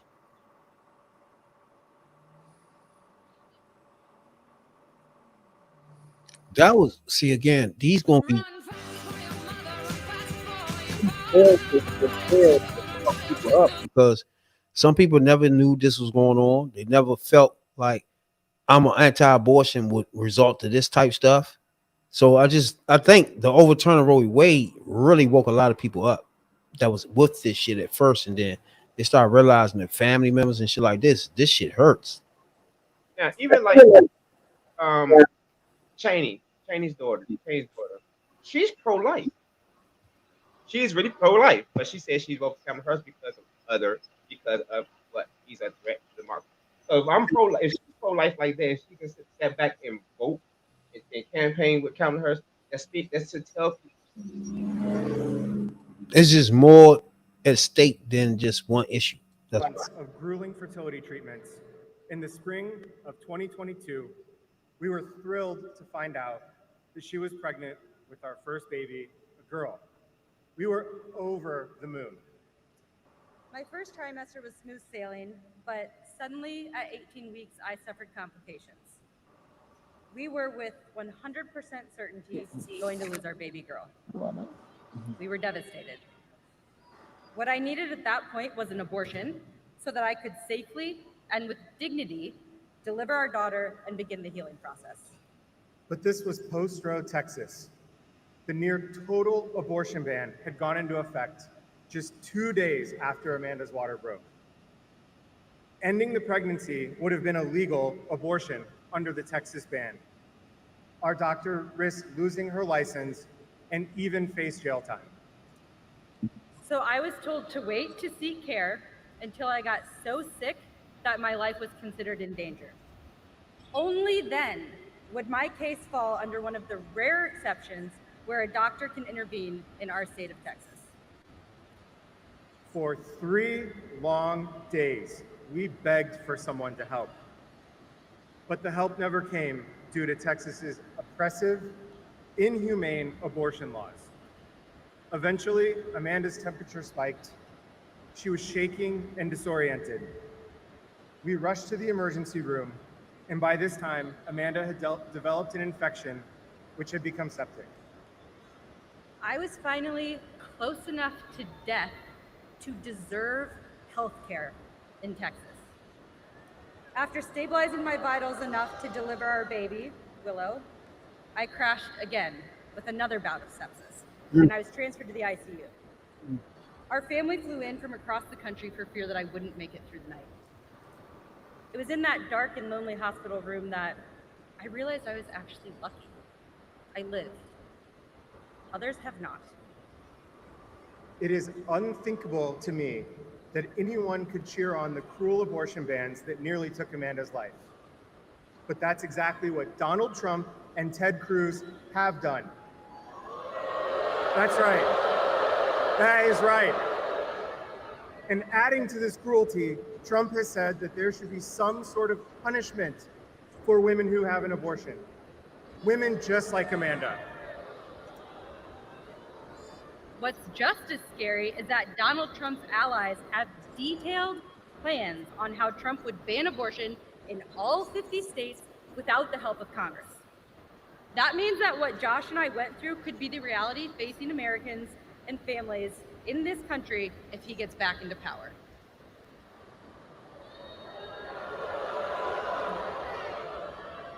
I want to tell every last voter, including each and every man out there, that this is our fight too.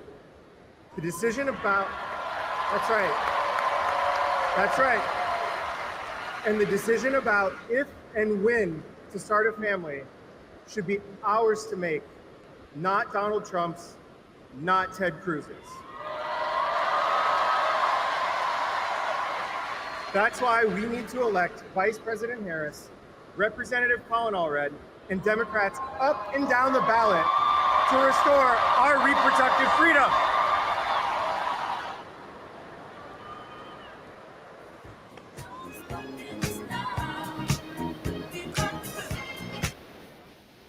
Man, at this time, so much music on this joint gonna get blocked any fucking way. I can't keep up with all the music coming on this motherfucker. I didn't expect Ain't No Stop to come out of the blue on that one and shit. You're like, what the fuck? Yeah, that's the guy who's killing Just Ted say right now.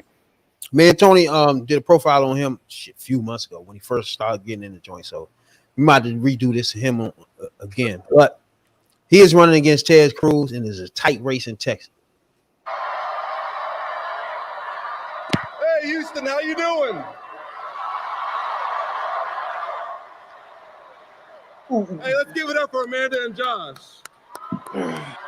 Anybody know he played football in Texas? He grew up in Texas playing football. He's a football star.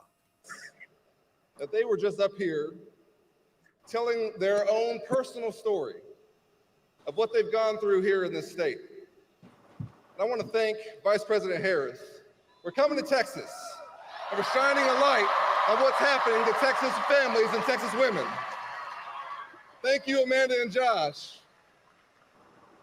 Listen, I'm Congressman Colin Allred, and with y'all's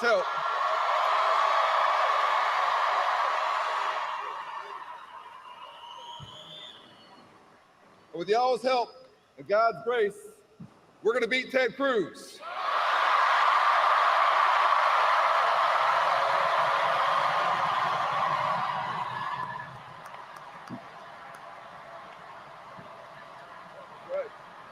That's right. You know,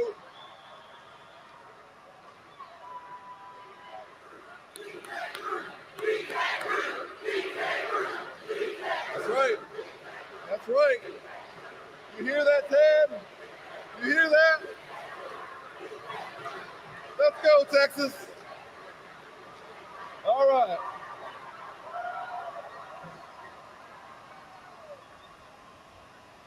Now, y'all know, I believe in a very different Texas than Ted Cruz does.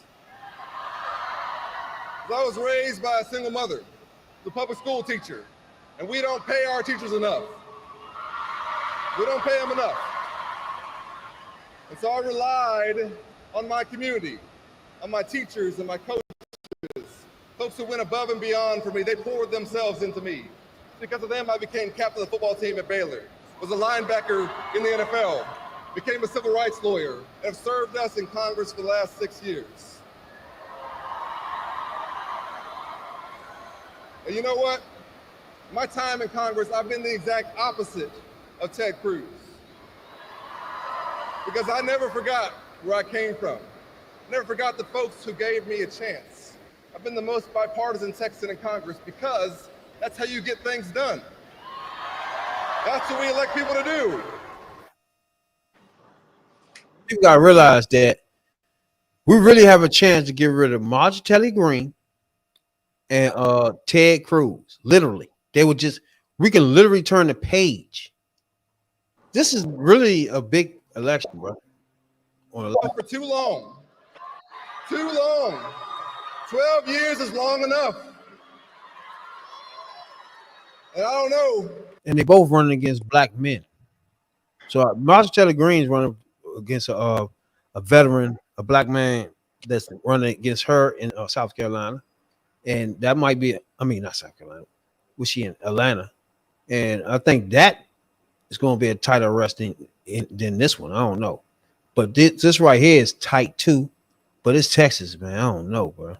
Georgia got a better chance of spilling over from having governors and senators been voted in as black people and Spanish people and shit. You know what I'm saying? Texas?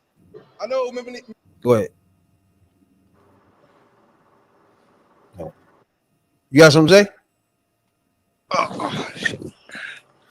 No more soul, brother? Yeah, hold up. I had to reposition myself. Go ahead, sir. What you got? Like I was telling y'all, this man right here is going to redefine Texas in a whole. I was living in Texas and Texas. I lived in Texas. moved back home. I got the military. That's the first place I went was Texas. But it's like it was so locked down. Like couldn't get nothing. Couldn't do nothing. So I had to come home.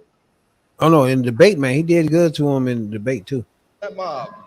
Did a lot. That's what happened. At the same time, after he'd gone around the country lying about the election, after he'd been the objector to the results in Arizona, Ted Cruz was hiding in a supply closet. That's okay. That's okay. I don't want him to get hurt by the mob. The point is, there shouldn't have been a mob. There shouldn't have been one. And if you summon one, and then you run for United States Senate, you got to lose your job. That's what you got to do. And he's too small for Texas because when 30 million Texans were relying on him, when the lights went out, he decided to go to Cancun. Yeah, I remember that. Can you imagine that? Can you imagine that? I do remember that. If your neighbor needed help in a crisis, you would go check on them. Y'all don't remember? Can you imagine having? I remember that shit. It was a little Spanish lady he disappeared with. Yep. Yeah. It was freezing in there. That's what it was. A big old. They had a huge frost or something. Yeah, I remember that shit. Hell yeah, he just disappeared. Anybody know where he was at though? Cancun. Happened.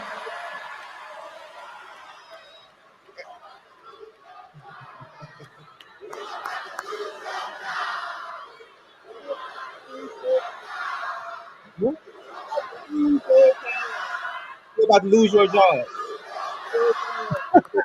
You're about All to right. And you know what?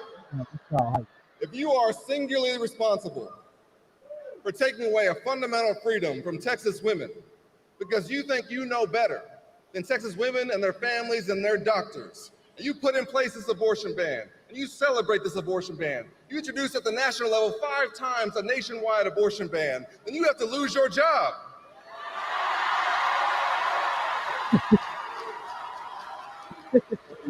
I'm loving it. Yes. You about to lose your job.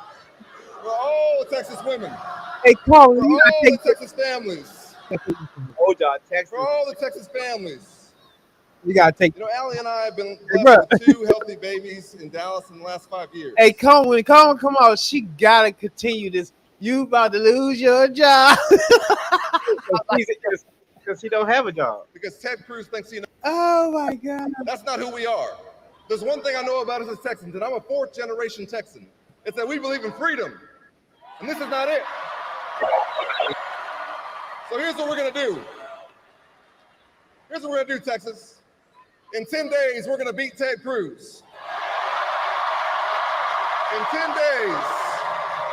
And when we do, we're gonna make Roe v. Wade the law of the land again. This is how you work. No more of this. That's right. This is how you run. When you hear these motherfucking fake ass Democrats run around, I don't want her to come here and shit like that. Like, bruh, she running on shit. Run on that. That's how you go into the wave. He's literally saying the shit she's saying. Like, bruh, hey, I'm voting for hey, I'm with her. Simple as that. These motherfuckers that be in these other states be running around talking about, oh, I'm not coming out endorsing and all that. These Democrats bitches, and they scared because you don't know how to run a fucking campaign like this. That's how you do it. She already telling you what she running on. Run on that with her, and you can go in with the wave, you dumbass. Yeah, for most states, yeah, Montana's a different monster. I can understand why the Montana guy didn't. He of course he's going to vote. You know what I'm talking about? Montana, Ohio. But Montana is different. Montana is totally different. But if you take on the mantle, like he just said, freedom and women's rights, you just take that alone. She running on that too. You both would be on the same page of I'm gonna vote for that. Me and her together on this. People can understand that. Montana don't care about that. They don't. They're a mountainous country. They're a mountainous daggone state. they mountains everywhere. Like you got to go down hills and everything. I stayed there before. I've been there before. Like they don't care nothing about none of that. They're about what they want for their state, and their state is potatoes.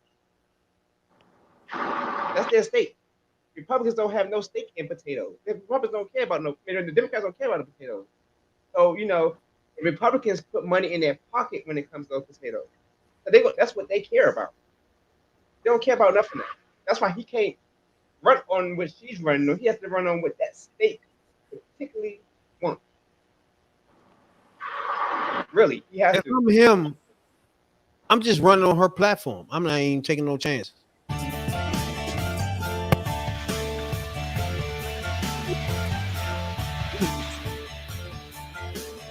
Go ahead, no more soul, bro. Oh shit! But see, that's the problem in winning in places like Texas. See, he got to thread the needle. Mm-hmm. He might be in a district, in a conservative district, and hopefully them motherfuckers tired of Ted Cruz and vote his ass out. But he got to try to appease them people and also hip them on some good shit that the Democrats are pushing that'll help them. So he got a nice little needle to thread down there. That's why it's hard for Democrats to win in that district, in them districts. Because as we be saying, them the type of people that Republicans and promise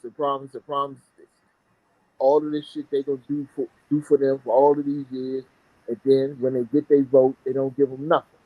So them the type of people that continue to vote against their interests. So somebody gotta show them otherwise. Hopefully it's already. True. I told you, Texas is still. Texas is more like Texas could be more like a New York. It's the black population has grown dramatically down there, dramatically in the major city, Houston. That's where he at. Look at Houston. That's Houston right there. Austin. Then they got go further down. She's been to the border. So she El Paso.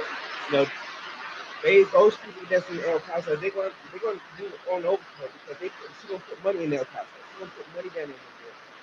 This Trump nobody has done yet. Texas is a different beast.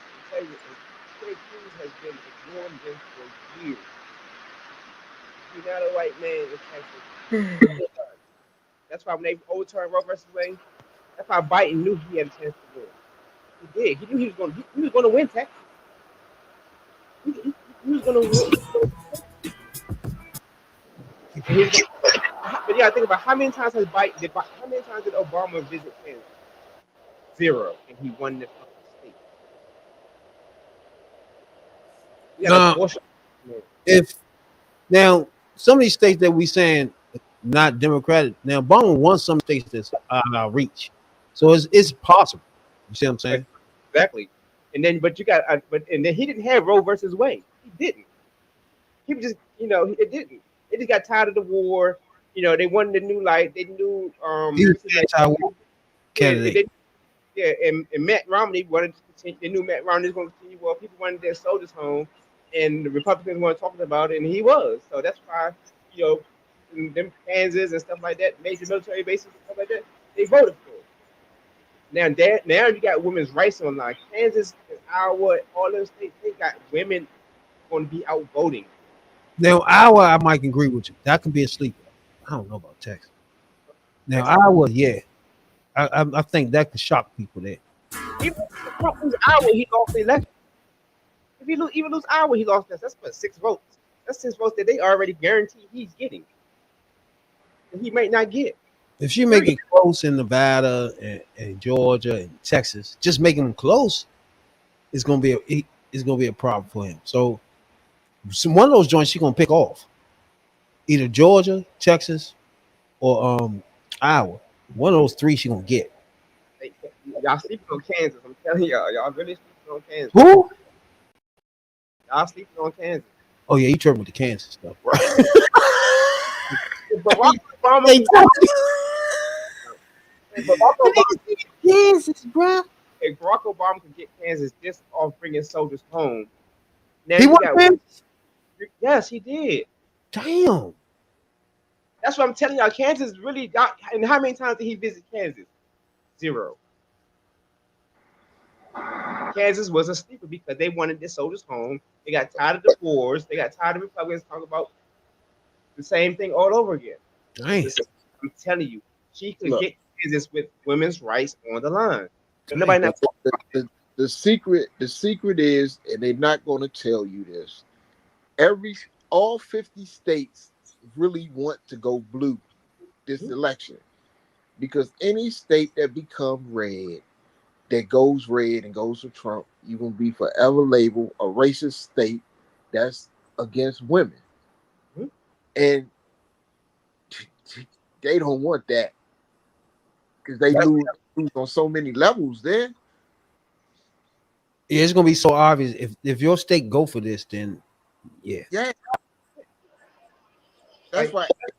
Look, if the Republicans, they don't want to lose, but they wouldn't even mind losing by a landslide like Ronald Reagan got when he won 48 states. Man. Yeah. They in a way, I feel what you're saying. Like, if Democrats was to lose by that, they'd be heartbroken. If Republicans lose by that, they wouldn't really care. They'd be like, okay, that might be better for us. You know what I'm saying? This election, yeah, it's better for them. Yeah. It's so because is she gonna pick off some states that people think she probably wouldn't have? I think yeah. And I think the Republican governors in them states gonna be happy about that shit. Because if you get labeled a racist state or you against women, eventually the black population or the Latino population or the Asian population or whatever you got gonna feel that you hostile towards them. They're gonna start moving the fuck out. And then women, if women don't feel that they can get the proper care for their bodies or whatever, and do it, and had a autonomy to do what they want with their own bodies, they're going to start leaving the state too. So you be left with what you wanted, white men. Yeah, which you all plan to have and shit. They doing too much music. And then think of you a state that got a lot of tourism money coming in, and you fuck around and get labeled a MAGA state that went for Trump, and you a MAGA state, you don't like minorities, and you don't like women, you don't like nobody. Man, them states gonna be suffering like shit. Hell yeah. Because people gonna leave, and then all that extra money from tourism they was getting, all that money they was making off of that shit going down the toilet. Okay.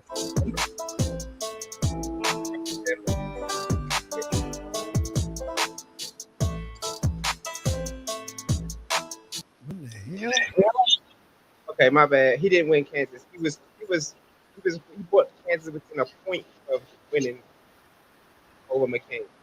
That's still a huge margin. They ain't got it rigged. They got it paying for McCain. I'm looking at the map for 2008. Iowa, right? Yeah. He won Minnesota, Iowa, Illinois, Wisconsin, Indiana, Michigan, Ohio, New York. He lost Pennsylvania. He lost Pennsylvania. He did? Yeah, Obama lost Pennsylvania. They just be screaming at us, if you lose Pennsylvania, you lost. But guess what? He picked up Iowa. Like I told y'all, he had Minnesota, he had Iowa, he had Wisconsin, he had Illinois, he had Indiana. Did he get Georgia? He had Florida. And North Yeah, Carolina. Obama came with a different map. Yeah. He had Florida. He had Florida, and he had North Carolina. He had Oakland. He had Oklahoma. Did you say Oakland? I mean Oklahoma? Yeah, he had Oklahoma.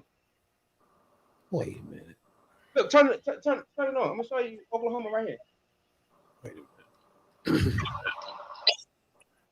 How the fuck you gonna get Oklahoma? See? I'm pointing to Yo, Oklahoma. Obama map was I'm different. pointing to Oklahoma right there. He didn't come with the traditional Democratic map. He Yeah, came Obama. with some other shit. God damn. You He want won Oklahoma.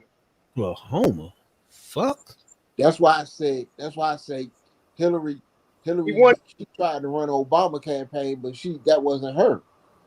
You see how he won. That's crazy. I mean, fucking nah, I ain't expecting him to win those type of states. No. I knew he won some odd states, but those joints? Shit. She gonna fuck around and get some odd states. I think she is too. I'm just thinking Iowa, Georgia is gonna be the two crazy joints. And maybe Nevada. Nevada funny. And he won New Mexico. She should get New Mexico. Hoping she get New Mexico. There. That's Bill Richardson's state. That's gonna be Democratic for a minute. She should get it. But I think Trump. In Ohio, you can forget that. That's what Bill Richardson had. Yeah, Trump running his first term. In 2016, Trump won. She definitely ain't getting Ohio. You can count to that. But the thing is, I'm telling you. Oh no, he did have Pennsylvania. He did have Pennsylvania. No. But he had Florida and North Carolina too. Obama had total 365 to McCain. He cleaned his clock. If he got Florida and North Carolina, he cleaned his clock. If she was to fuck around, and win all 50 states and all the territories, they would not care. Yeah, I said that's what I'm saying. Like on the flip side, because they want MAGA completely going out their party. Mm-hmm. They got a long way to go for that. No, yeah, but a landslide will help. It helps speed up the process. Yeah. Damn. And see, I always said from the beginning with Biden, I said it have to be a landslide because anything short of that is telling us that this is a racist pig ass country, bro. I'm trying to tell y'all, bro. And like when black people come home and be like, man, I ain't going back there, man. That ball is racist. And motherfuckers be looking, girlfriends be looking at them like, nigga, are you serious? It's a real shit out there. This country is fucking racist, bro. And it's obvious if this motherfucker. It's still the problem. That's going to be with the Republican Party. When these motherfuckers, after this election, however it turn out, like I said, whatever states vote red, you're going to be labeled racist and against women. And those people are going to lead them states. But who's going to go to them states? You either going to have the racists going to flock to these states, and that's going to be the Republican base. Because where's they base at? It's going to be in those states, in them racist states. Yep. Or the ones that's labeled racist. You're going to have all Alabamas out there, motherfucker. Yep. But it's going to be so fucked up, though, because if it turn out like that, them states gonna end up like them like that county in or that town in Ohio. They gonna have to go out and give incentives for people like Haitians or whatever to come to them states to take the jobs and help build up the economy or whatever. Exactly. You make a good point because when you holler out your state by being racist and bigotry and don't like women. And then years later, when you see only thing left is racist pig ass men and bitches that follow behind racist pigs, that's all you have in your state.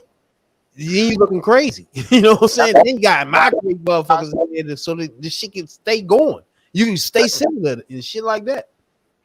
That's why I said every state they might not say it. Every state want to go blue. They love for it to be 50. Oh, because all the ones you Republican states. You make a good point. Because if Ohio didn't migrate all those immigrants in there, they would have lost Senate seats. Like you don't have enough people representing in the state to have 2 senators. Like for example, if you run out of people in your state, right, and now you're losing your representative, your Senate seat because you don't have that many people in your state no more, right? That's why they flooded those people in so they can keep Senate seats. Yeah. But It's really how Republicans do stuff and be like, they did it. Look what they did. You know what I'm saying? It'd be funny as shit. They the ones that be doing shit. I be doing shit. Don't They be fucking funny as shit. don't They'll think about block some shit like they'll block food stamps or something. Then months later, when some motherfuckers starving or something, see, you on the Democrat rule. See, they did that. It'd be like, bruh, you the one blocked. This shit be funny as shit though. They do this a lot though, yeah. Well, they set the fire and run out and be like, hey, you got your match in your hand. You did that shit.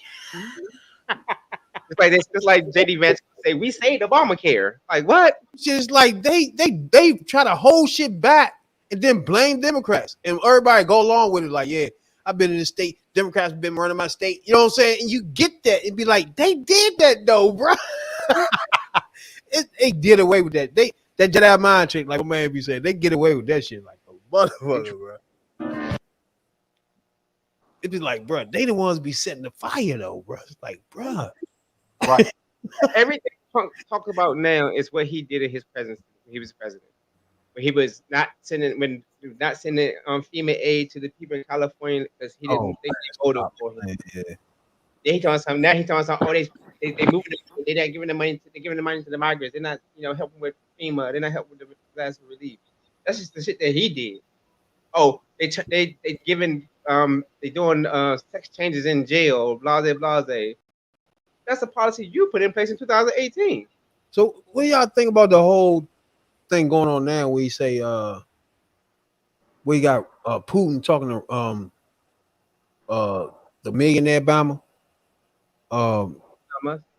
Elon Musk and shit, and then you got main man saying the enemies within, and what are you gonna do with the military and shit? What do you think about that? All that wild shit right there. Like if you using the military, right? What if the president tell you to go in DC and blow it up and shoot up something? Y'all do that? That's what I'm saying. This can't be president, bro. He cannot be. You cannot. This is why I say January 6th is treason. This is why I say this. Now, if the commander in chief give an order to the sergeant major of the army, sergeant major of the army draws up the orders, and it comes down to the battalions or whoever he wants to execute. We have to follow this. That's what I'm saying. That's crazy. Our leaders will say, no, we cannot do this. This is insubordinate. This is the leaders from that point on, like General Kelly, tried to get the National Guard to go in Minnesota or one of the riots or whatever.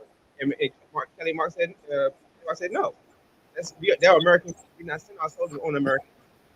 But if that's a leader, they'd be like, okay, let's go get them. Oh, okay, I see what you're saying. Like, if he was to order the military to go in Minnesota and stop the riots, right? Just blow it up. Do what you gotta do. Only way y'all do it if the leaders do what he say do and say y'all give y'all the order. So it's the same, really. He gonna have some General Kellys out there that gonna do it. No, General Kelly didn't do that. I mean, somebody opposite of General Kelly just gonna go along with him. Whoever in his cabinet or whoever worked for him in his second term, going in with motherfucking mind, knowing whatever this fool say do, and whatever he asks for, that's what you do, or your ass is fired. He want total loyalty. People gotta understand what that look like. Like, for example, the mass deportation. It's gonna be army people in the streets. Y'all ain't never seen no wild like shit like this before, other than other countries. I've seen that's what I'm telling you. I've seen this before. Like, I know what's about to happen. Like, I don't understand the severity of what I'm about to, but it's telling y'all. These generals, yes, they work. These people in that seat with him that he fired or that they stopped him from doing what he wanted to do. And he was going to do that in his first 4 years. I told y'all, God gave us that fucking pandemic and put us in the fucking house. I think motherfucking Kamala need to have a town hall, right, where she sit down and go over a lot of things that Trump said, things he doing, things he want to do, right, and paint and show what would happen if, say, he shut down the popular education, and just start going over what happens with that. You know what I'm saying? Like, I think she gotta break this down to people. Like, the things he want to do really is catastrophic, bro. It's not no simple just tax cut. You got better taxes. You know what I'm saying? It's a lot he trying to do here. Is going to uproot your family in a lot of different ways, bro. Now, this is what I'm telling y'all right here. I don't know if y'all have been watching the news. What's going on over there in the warfront? One, Israel is firing on Iran right now. That's one. Yeah, he lit their ass up a little while ago, about a couple hours ago. They trying their best to help Trump win. No, but hold on, I'm not finished. I'm not finished yet. This is why this is so serious. There's 3,000 North Korean troops in Russia training to fight in Ukraine. That's 3,000 troops from North Korea. Yeah, I heard about that. So what is going to stop? Hold on. Let me tell you the military thing I'm about to tell y'all. This is why it's so dangerous. Which is going to force South Korea's hand to send soldiers to Ukraine. Once South Korea do that, we are at full-blown war because we are there to support Ukraine. Because Ukraine is not Ukraine. South Korea is our ally. We have to put up. Now we got to put up more people in South Korea because Seoul is South. The capital of Seoul is like 100 miles from the border. They can shoot one rocket and right out Seoul. Period. Like that. Okay. Trust me. There's so many underground tunnels. I've been there. I lived there. I can see out there. Like this shit is for real right now. But then you got more people that's joining in with Russia from 2 other countries, and now they up to 12 countries. But on the flip side of that, though, the fact that Russia is reaching out for more troops tell you something here, that somebody's making headways over there by helping. Something happening there where he need more troops, bro. Okay, first of all, he got to be losing some type of way. He wouldn't want more troops from a whole nother country. He's been losing for the last 2 years. He has not advanced. He has not advanced. Because okay, when the war started, he should have been wiping Ukraine out. Exactly. But he's still stuck in the same position he was. He has not even broke through the border that he has been fighting for 2 years. But now Ukraine is coming. Ukraine is in Russia right now. That's what I'm saying. Look, they've been fighting inside Russia for 2 months. But now it is asking for North Korea's help. So now you think it's going to a broader war. But then y'all already know it's beyond Israel. Trump started this when he was in office. This is bigger than which I ever seen before. That's what I'm saying. What I'm thinking now, though, is what they trying to do is stir it up to make people vote for Trump right now because they all want Trump in. They are doing them in this damn music.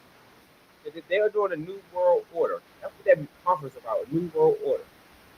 Okay, now it is going to them against the United States. So Trump not paying attention. Trump thinking, they lining up to come and snatch the United States. This is all they want. The United States is the prize for any communist country or any dictator.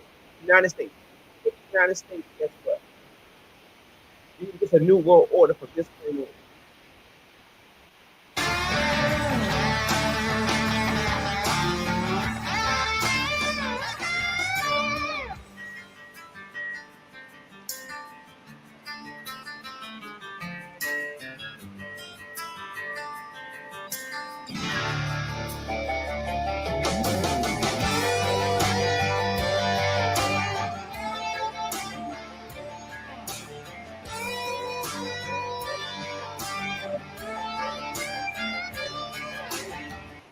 Is that a song I need to mute?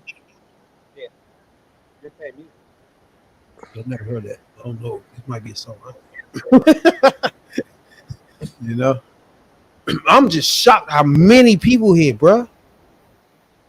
Even though I can remember the last Hillary joint too, where she had motherfucking Beyonce and her her husband. And it was a huge. It wasn't this big though. God damn. It was a big ass joint though. It was huge that night. I'm quite sure she probably got this arena packed in another arena. You said what? She probably got this arena packed in another arena pack in Texas. She probably got a bailiff. She probably got somewhere another. Probably has two. Texas is big. Texas is huge. It takes a whole day to get from the top of Texas to the bottom of Texas. Like, I drove from Dallas to freaking Houston. That's like 10 hours. Do you think in Texas that is enough Hispanic vote to make this tight in Texas, or you think it's more the women? In Texas, and Texas, women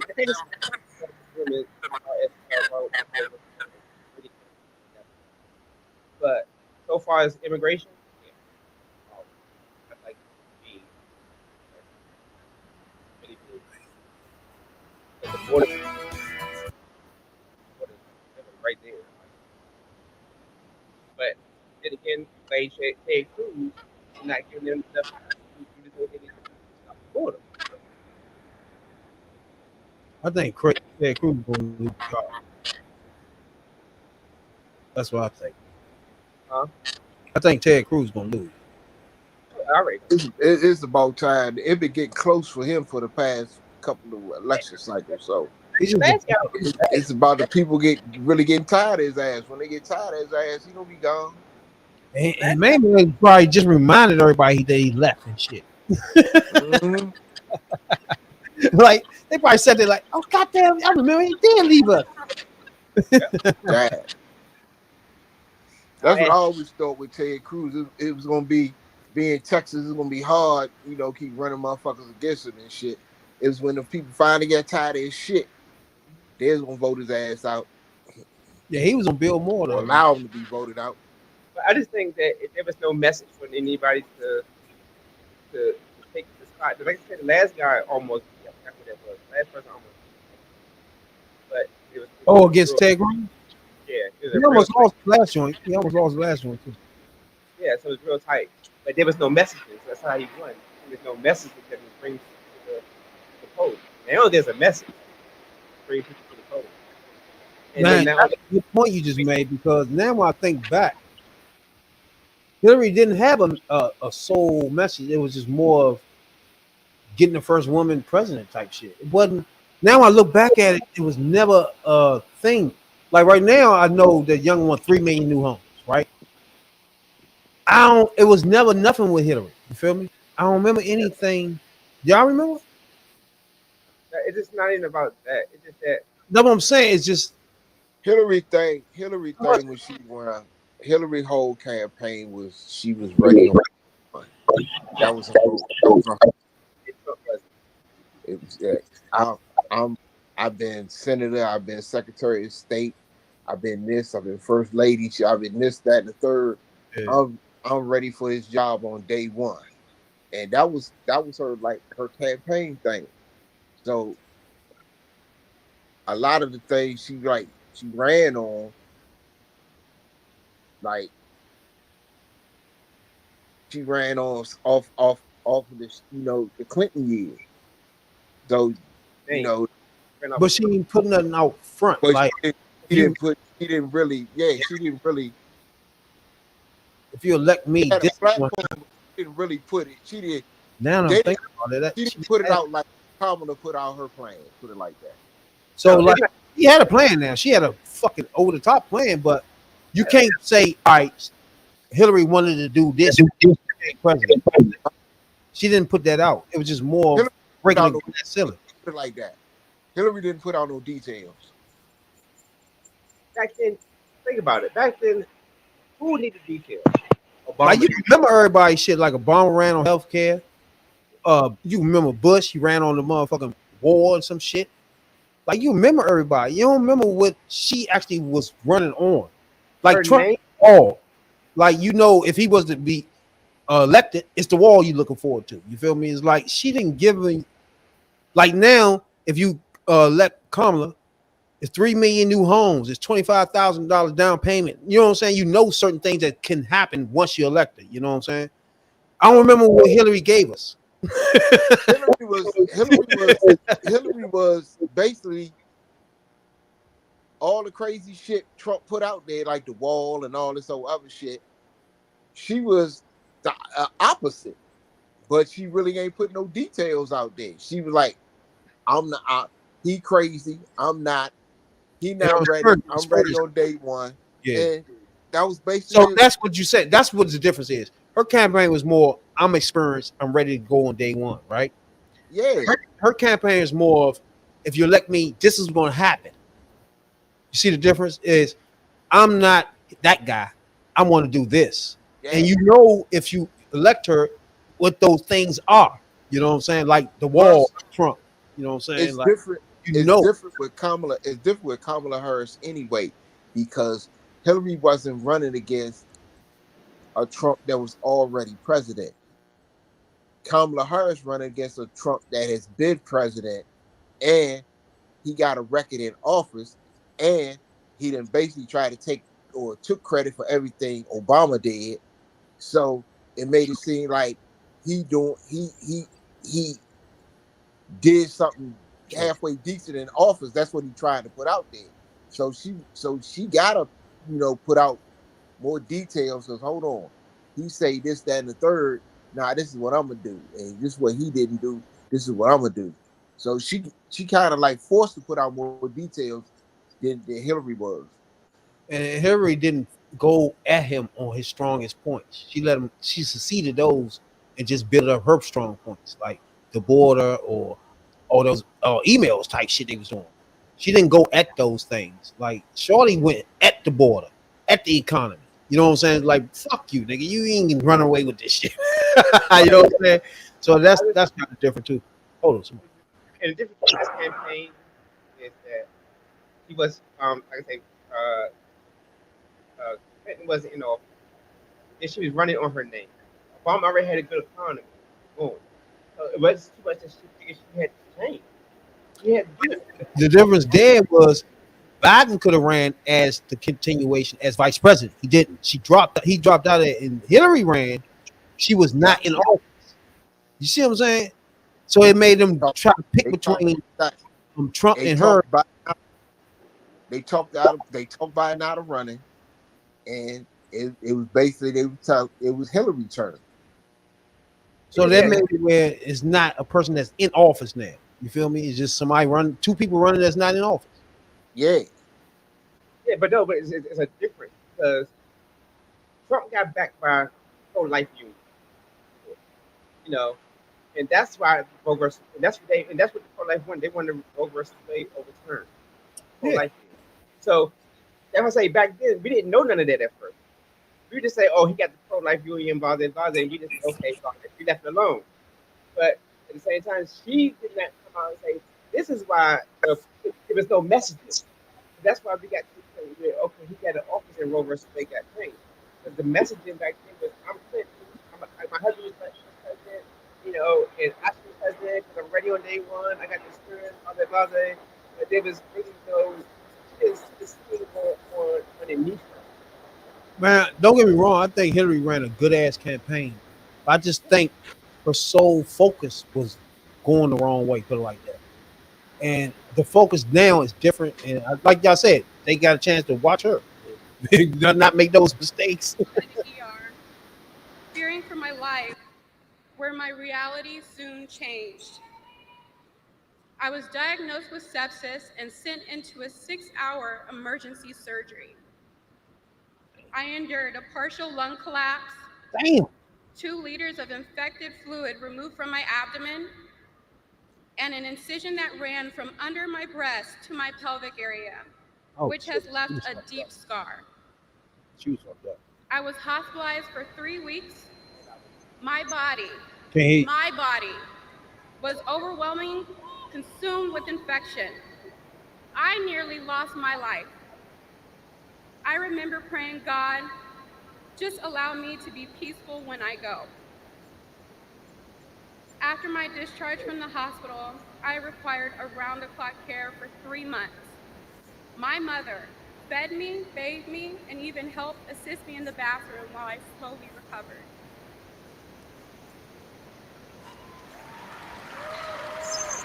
This is from abortion, or she needed abortion?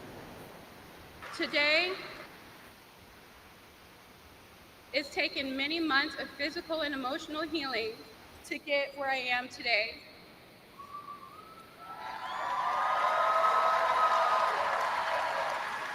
I have come forward so people can learn from my experience and the experiences of other women who have been impacted by these laws. Texas abortion bans unleashed by Donald Trump almost cost me my life and have left me with physical and emotional scars. I'm here to advocate for the women who are unable to share their truths, for the many Black and brown women whose pain is often dismissed and disregarded, for the women like Amber Thurman who have lost their lives under Donald Trump's abortion bans. I never thought I would have this type of personal experience. If it can happen to me, it can happen to anyone. The same people who create these laws should ask themselves, what if it was their loved one?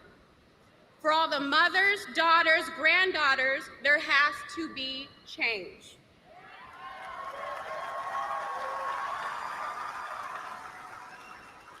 Kamala Harris is that change.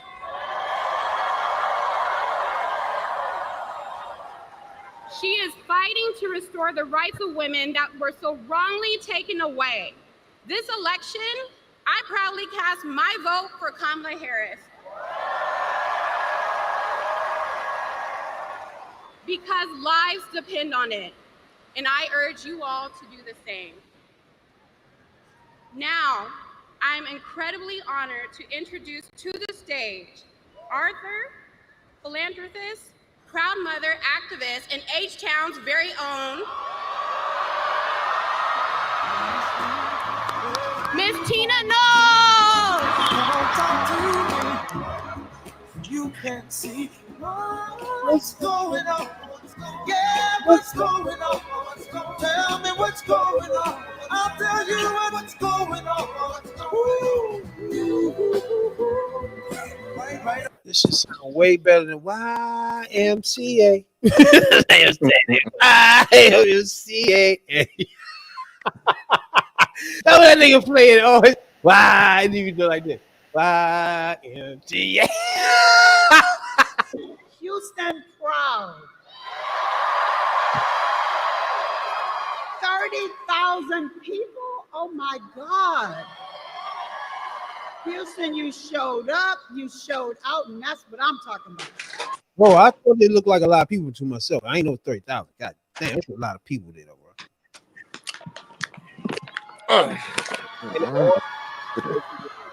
Thank you, Andrea, for courageously sharing your story. I am honored to be back in Houston tonight, the city where my girls got their voices. I've been so blessed in my life to have many careers, many Black jobs. But I have said before, the best job that I've ever had is being a mother. I've had the privilege of raising and helping to raise 4 daughters. And I also take immense pride in being Mama Tina to so many young women and men.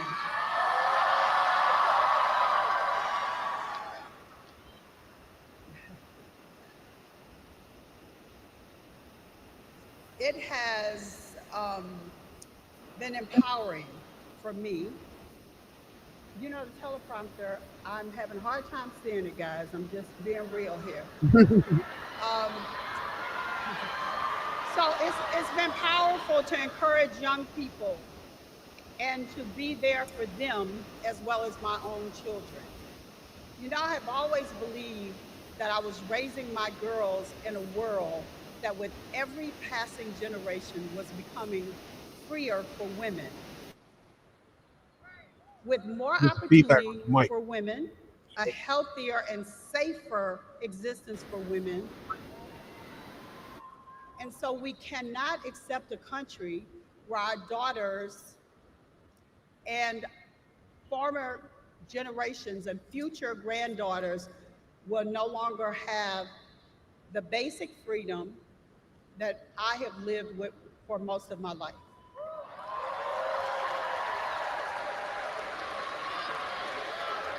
But just as our generation and generations before us did, we will fight for our freedom.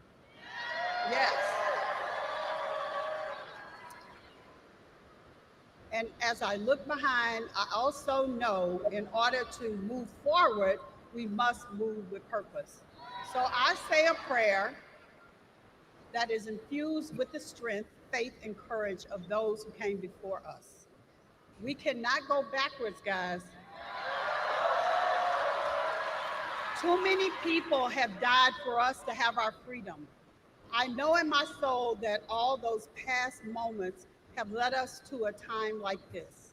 We've got to show up and do our part. And that is why I am here. I am so honored to be here in support of Kamala Harris.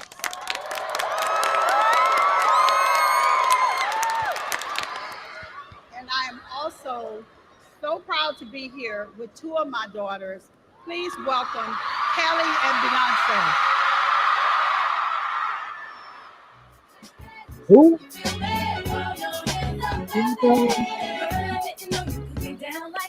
Charlie, how your angels get down like that? Girl, I didn't know you could get down like that. Charlie, how your angels get down like that? Tell me how you feel about this. Like subscribe, follow the boys. Please subscribe and like that. How'd you like this down with that boy?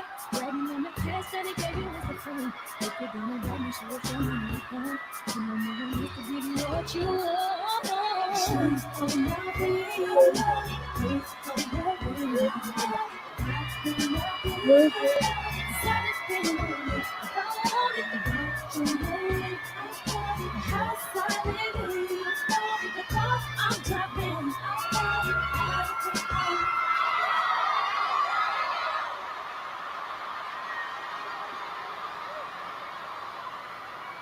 Welcome.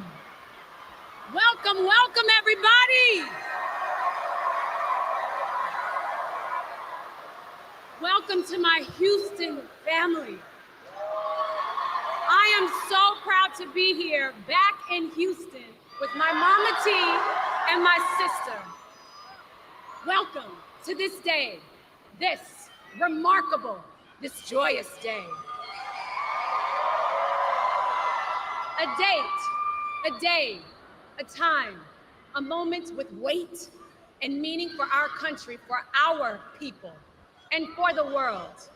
A moment, Houston, where we grab back the pen from those who are trying to write an American story of division and hatred.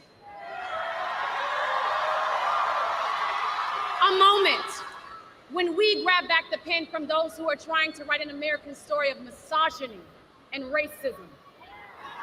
We are grabbing back the pen from those who are trying to write an American story that would deny the right for women to make our own decisions about our bodies. Houston, we are grabbing back the pen.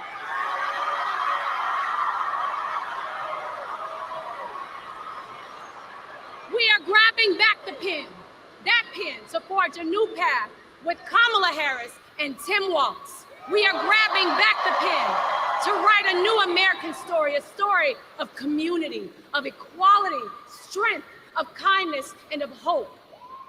When I was a little girl and I pledged allegiance to the United States of America, that meant something to me. That flag meant something to me. And today, that means grabbing that pen and casting my vote, as I already did 2 days ago, for Kamala Harris and Tim Walz.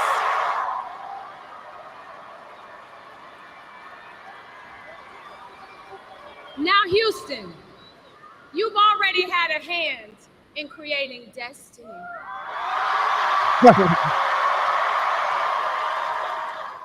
So do what you do and do this thing again.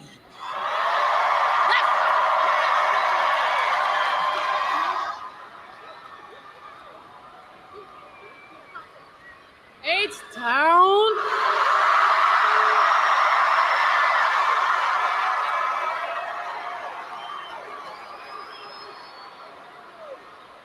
We are so happy to be standing here on this stage as proud country Texas women supporting and celebrating the one and only Vice President Kamala Harris. A woman who's been pushing for what this country really needs right now: unity. It's impossible not to feel the energy in this room, the positivity, the community, the humanity. Now, Jay-Z, you're lucky motherfucker. We are at the precipice of an incredible shift, the brink of history. I'm not here as a celebrity. I'm not here as a politician. I'm here as a mother.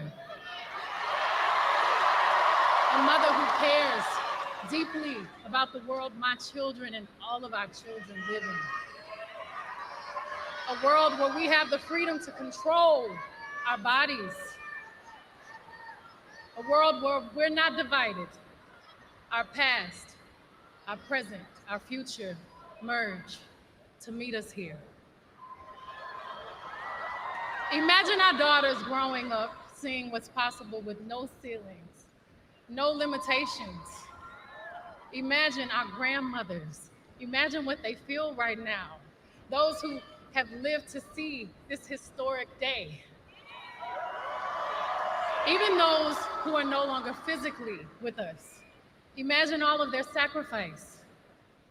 The sacrifices made so we can witness the strength of a woman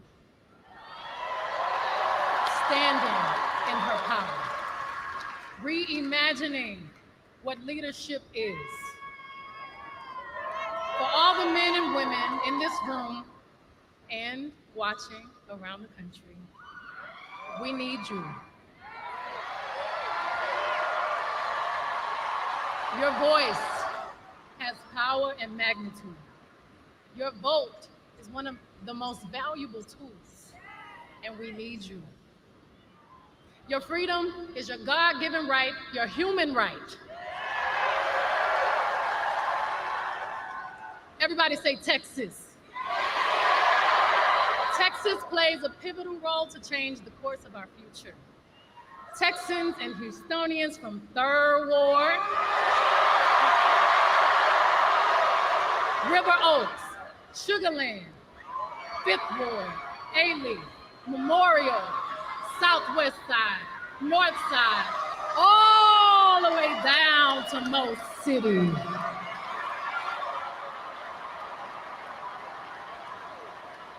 We all have a role to play to make this a reality.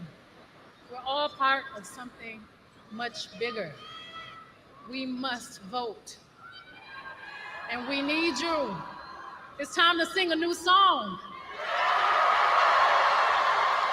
A song that began 248 years ago.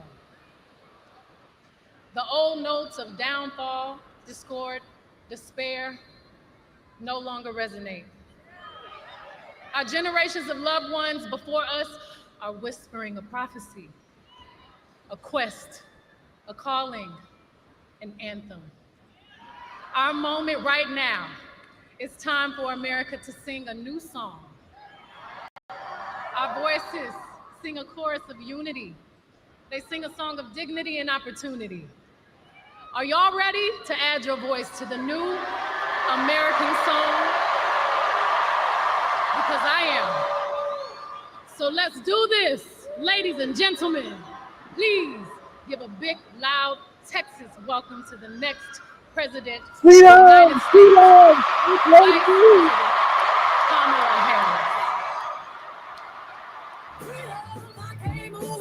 Freedom, help me lose. Yeah, freedom, freedom, where are you? 'Cause I need freedom too. I break chains up on myself. Won't let my freedom rot in hell. Hey, I'ma keep money, cause the winner don't quit on themselves.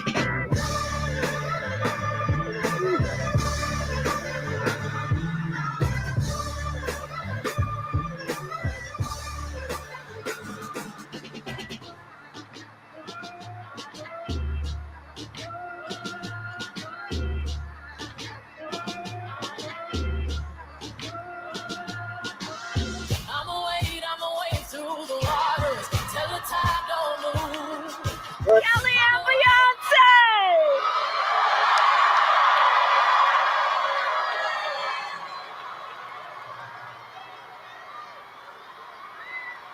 Hey, Texas! There's so many people out there, bro.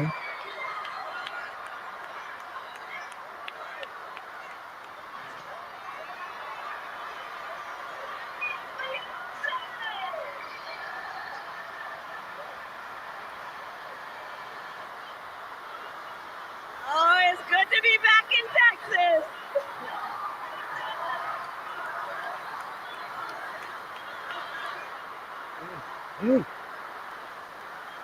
Thank you all. Thank you, thank you, thank you, thank you, everybody. Thank you for being here this evening. Can we hear it from Miss Tina Knowles? For Miss Kelly? And Beyonce? What a warm Texas welcome. I thank you all so very much. And I thank you, and I thank my friends for reminding us of exactly what we are fighting for in this campaign. We are fighting for freedom. Freedom. Freedom. And to Andrea and everyone here tonight whose lives have been impacted by these Trump abortion bans in this moment, I thank you for sharing your stories and for your courage. It is an honor to be here with so many leaders and all of you who have taken the time out of your busy lives to be here this evening so we can, as a community of people, as people who love our country, be clear, sound strong, and stand in favor of the freedom of every woman to make decisions about her own body.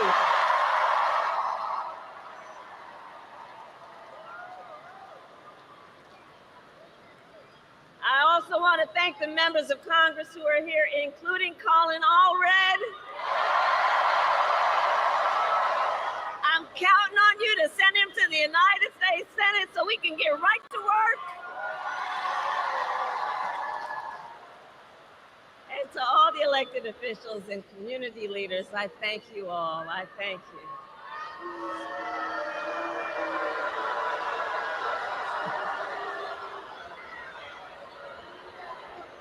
See you later. See you later.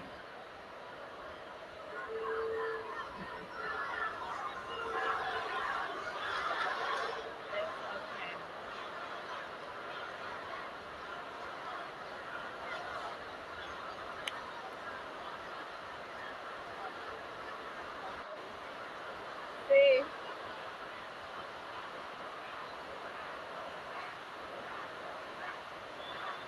We're not going back.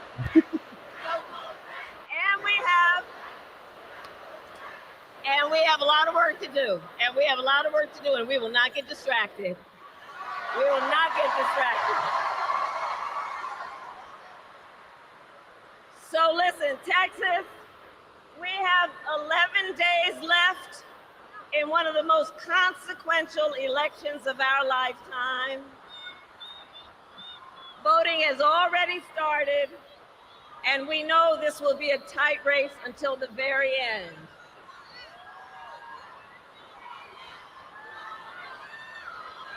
Okay. So here's the thing.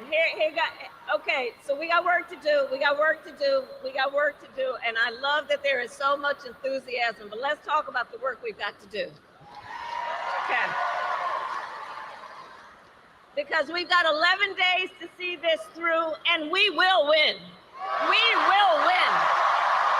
We will win. And we will win, and we will win because we know and understand what is at stake. We are 11 days out from an election that will decide the future of America, including the freedom of every woman to make decisions about her own body and her reproductive freedom.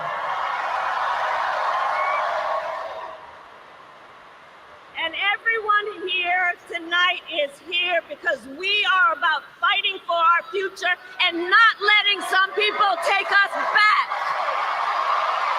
Because we are not going back. We are not going back.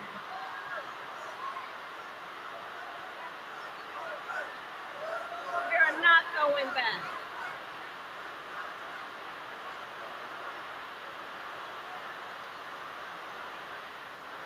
And in America, we know freedom is not to be given. It is not to be bestowed. It is ours by right, and we are prepared to fight for it.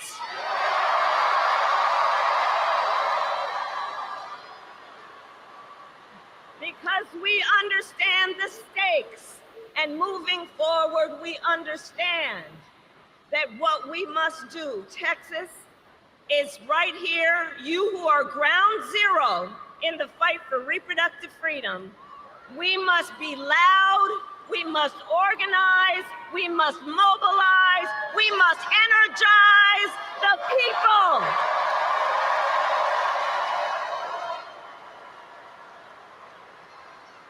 Because you all know, Texas is home to one of the most restrictive abortion bans in our country. In Texas, abortion is banned from the moment of conception. You know what? Just send them to that small rally down the street. It'll be fine. Some people don't have a great sense of direction, but that's okay. We'll show them the way. We'll show them the way.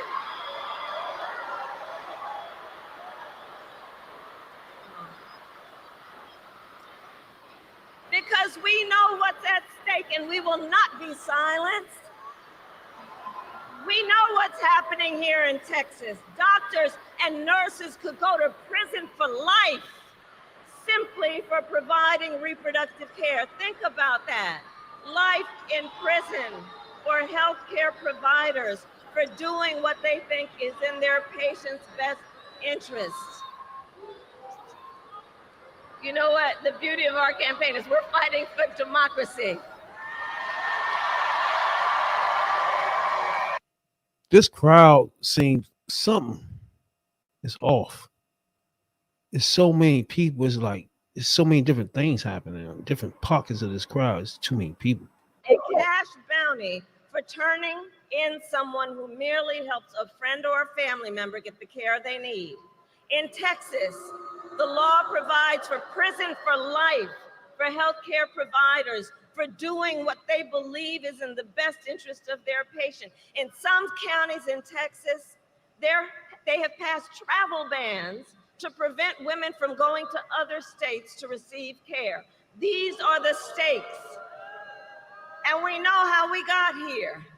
When Donald Trump was president, he hand-selected 3 members of the United States Supreme Court with the intention that they would undo the protections of Roe v. Wade.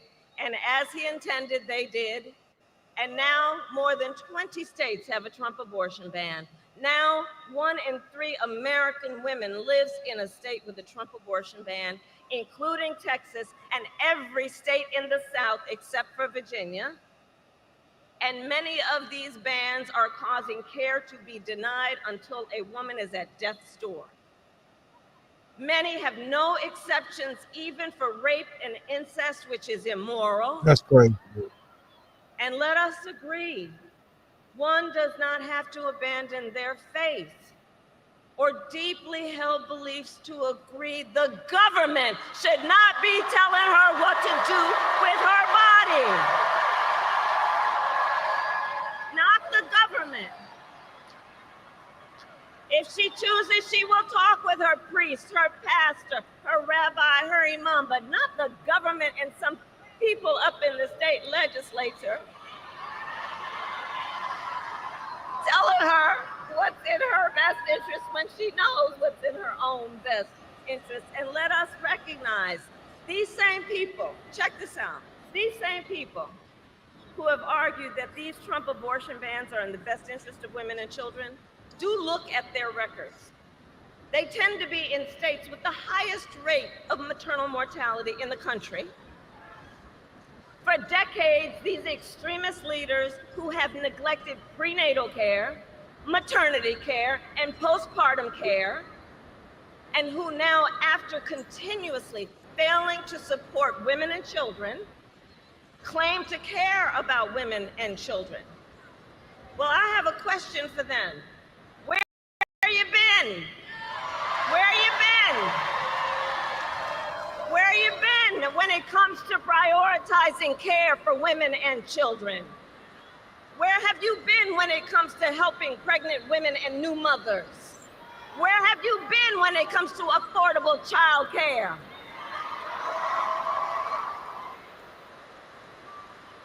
And do note, many of these same extremist leaders have also refused to extend the child tax credit, which lifted half of America's children out of poverty.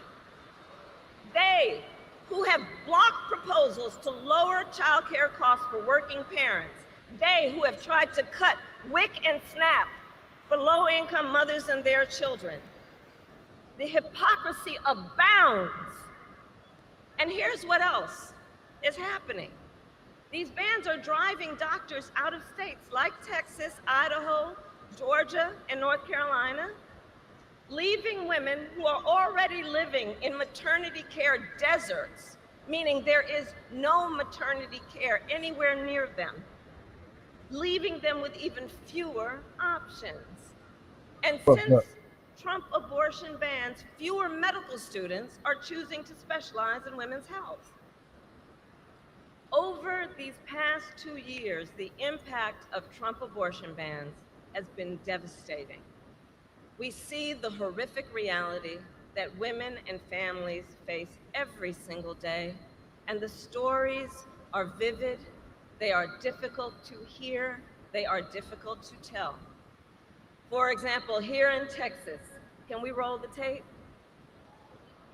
54 years they were trying to get Roe v. Wade terminated, and I did it. As someone who watched his wife almost bleed to death because of conservative implemented laws.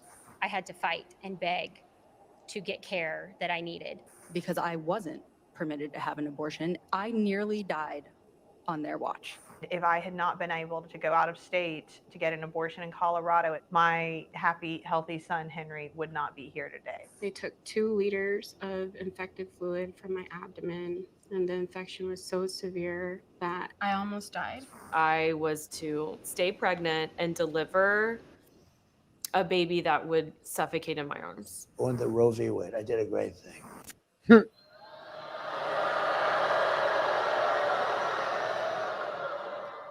From his own mouth, a great thing. There is nothing great about what happened to women like Kate Cox, who was heartbroken to learn her much wanted pregnancy was not viable, heartbroken when her doctors told her if she remained pregnant, she would be risking her own life or her ability to have children in the future. But the Attorney General of Texas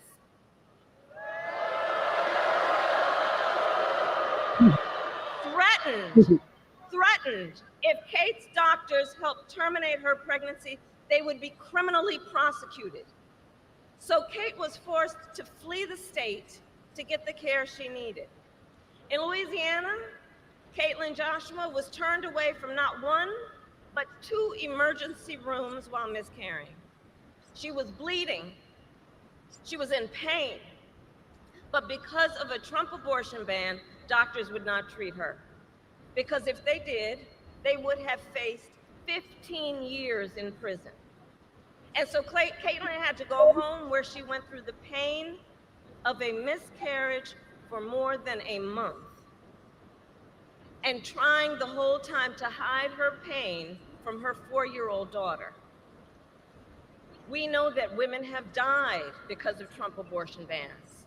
Here today is Shanette Williams, the mother of Amber Nicole Thurman, a vibrant, we must speak her name, Amber Nicole Thurman.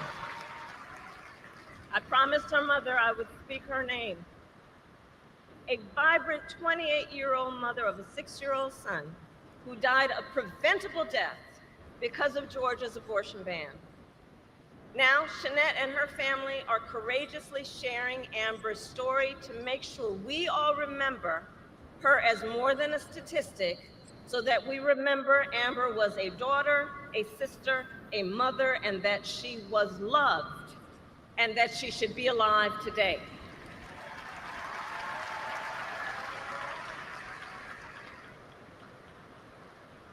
And listen, we're all here because we know the reality is, for every story we hear about the suffering because of a Trump abortion ban, there are so many stories we've never heard, an untold number of women and the people who love them who are silently suffering, women who are being made to feel as though they did something wrong, as though they are criminals, as though they are alone.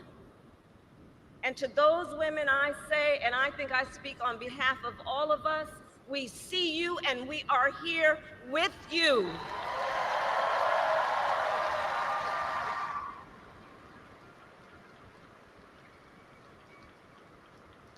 Texas, what is happening across this state and our country is a healthcare crisis. And Donald Trump is the architect of it. He brags about overturning Roe v. Wade. In his own words, quote, "I did it and I'm proud to have done it." That's what he says. And one has to ask, proud that women are dying? Proud that doctors and nurses could be thrown in prison for life for administering life-saving care? Proud that young women in America today have fewer rights than their mothers and grandmothers? How dare he? Donald Trump even said everyone wanted Roe v. Wade to be overturned. Well, a woman in Ohio was arrested and charged after having a miscarriage. So was a woman in South Carolina. They didn't want this. Hadley Duvall, who became pregnant after being raped by her stepfather when she was 12 years old. She didn't want this.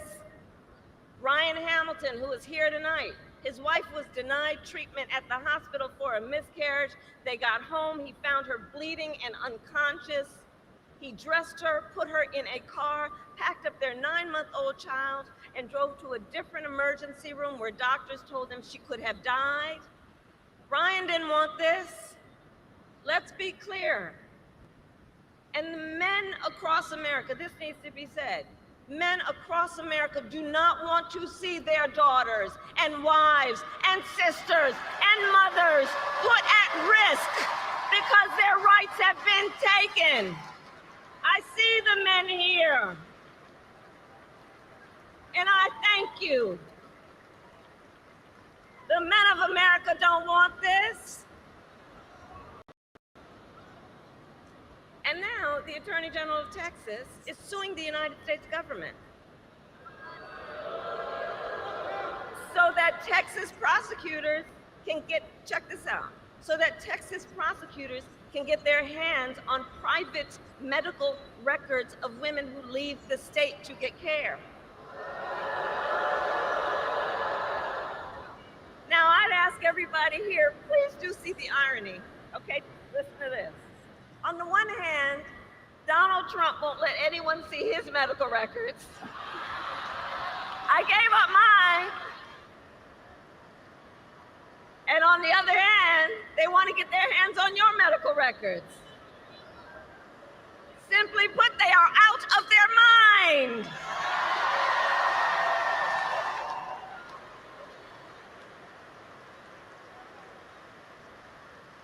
In just 4 years as president, Donald Trump was able to erase half a century of hard-fought progress for women. And now he wants to go even further. He will force all 50 states to track and report on women's miscarriages and abortions, and go after access to contraception and IVF treatment. It's right there in his Project 2025. Google it. And let us be clear, if Donald Trump wins again, he will ban abortion nationwide. And though we are in Texas tonight, I say it to the folks who might be watching from home, for anyone watching from another state, know this: if you think you are protected from Trump abortion bans because you live in Michigan or Pennsylvania or Nevada or New York or California, or any state where voters or legislators have protected reproductive freedom, please know, no one is protected if there is a Trump national abortion ban, and it will outlaw abortion in every single state. Understand that. And he can do it with or without an act of Congress. All that to say, elections matter. Elections matter. If Donald Trump is president again, he will likely get to appoint at least one additional Supreme Court justice. Remember who we appointed. Call her Justice Ketanji Brown Jackson.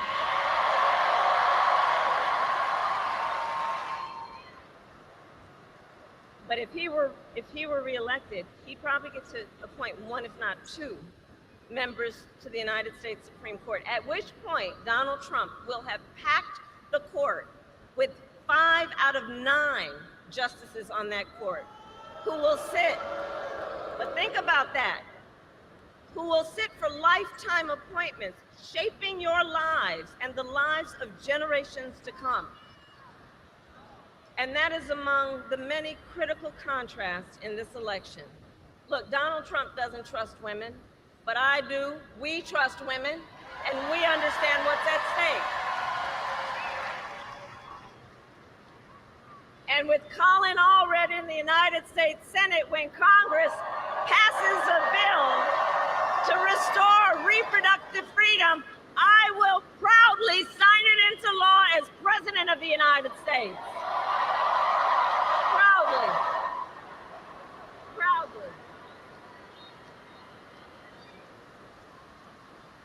So to all the friends here, let us remember, momentum is on our side. I know sometimes in Texas, folks are like, is it worth it? Does it make a difference? Yes, it does. You are making a difference, and momentum is on our side. You are making a difference. Since Roe was overturned, every time reproductive freedom has been on the ballot, from Kansas to California to Kentucky, in Michigan, Montana, Vermont, and Ohio, the people of America have voted for freedom every time it's been on the ballot. And often they have voted by overwhelming margins from so-called red to so-called blue states, proving this is not a partisan issue. Because Americans from all backgrounds and beliefs understand the decision of whether, when, and how to build a family is one of the most consequential decisions anyone can make. And we are fighting for an America where no matter who you are, where you live, you can make decisions about your own body for yourself. So moving forward, all of this is to say, reproductive freedom is on the ballot in this presidential election. And in 10 states around the country, including Arizona, Florida, and Nevada. And with the work of everyone here, freedom will win. Freedom will win.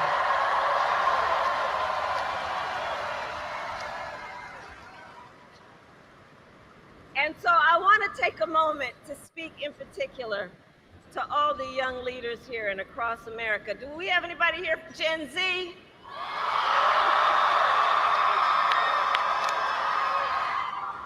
Where you at?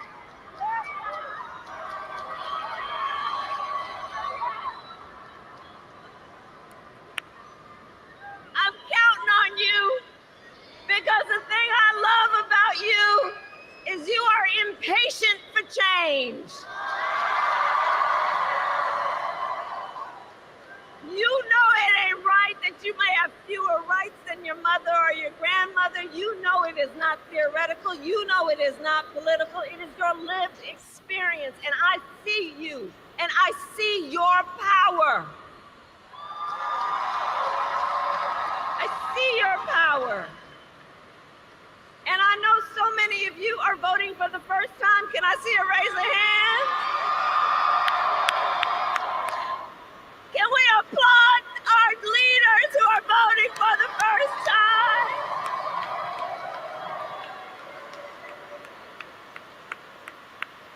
All right, we heard it for our young leaders. That's right. So listen, to everyone here, we know freedom has never come easy. Never come easy. There has been no moment of our progress as a country that did not come about without a fight. Let's all be clear about that. And we are in the midst of a movement. And everyone here is a leader in that movement. So we do this then remembering those who came before us, those who struggled and sacrificed for our freedoms, who found fellowship and even joy in one another in the fight. They found strength and hope in fighting for our ideals. And that is what we are doing. That is what we are doing because we know weeping may endure for a night, but joy cometh in the morning.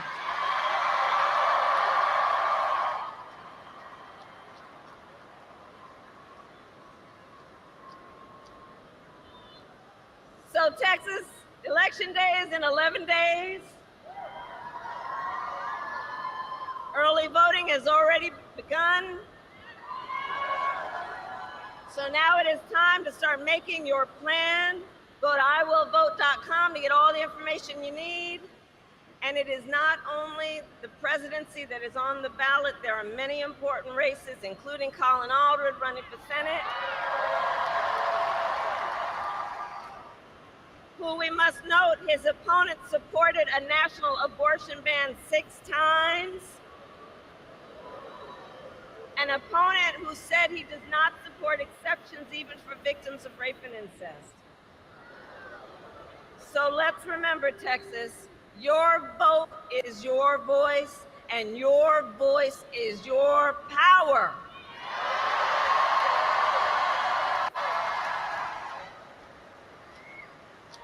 So today I ask you, are you ready to make your voices heard? Do we trust women? Do we believe in reproductive freedom? Do we believe in the promise of America? And are we ready to fight for it? And when we fight, we win. God bless you and God bless America.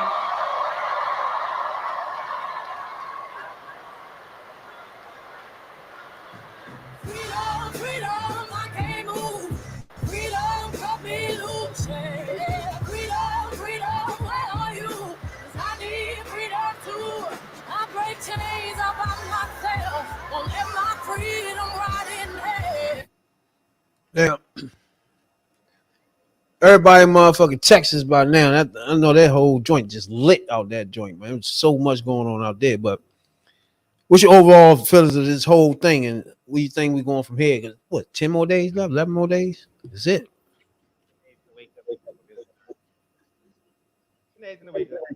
But no, her messages was different from everything else that she's been on different campaigns. Like I see the messages, like Texas is like hard on. We got a lot of women in Texas, a lot of women, military in general.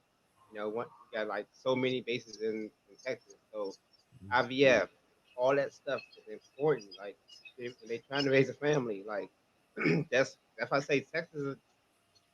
This race, I think he's gonna lose Texas. Like if he lose, he would lose. I think he's gonna lose Texas. And what she say? When she was naming them states about freedom, Kansas is on that list. Iowa was on that list. The same states I've been telling y'all about. On that list she just named. Man. But everybody make sure y'all know where y'all voting at and shit, you know what I'm saying, dog? And get out there and just get this thing done. We be here Tuesdays and Fridays, so we back Tuesday. What's the day? Friday, yeah, we back Tuesday for sure. It's getting closer and closer, bro. I think it'll be one more Tuesday after that. It'll be showtime. Yep. Yeah, say we get out here. Y'all get out and vote. Like I tell y'all, y'all can feel together, y'all can vote together. Y'all can smoke together, y'all can go vote together. Like, get out and vote. Like, it's serious. Talking about politics coming from a view of the streets, you know what I'm saying, dog? We're not coming from professional view. We're not lawyers, none of that shit that's on TV, you know what I'm saying? We come straight from the hood. We the hood people, you know? Representation of black people, period, on the bench, because we don't know who Clarence Thomas is representing.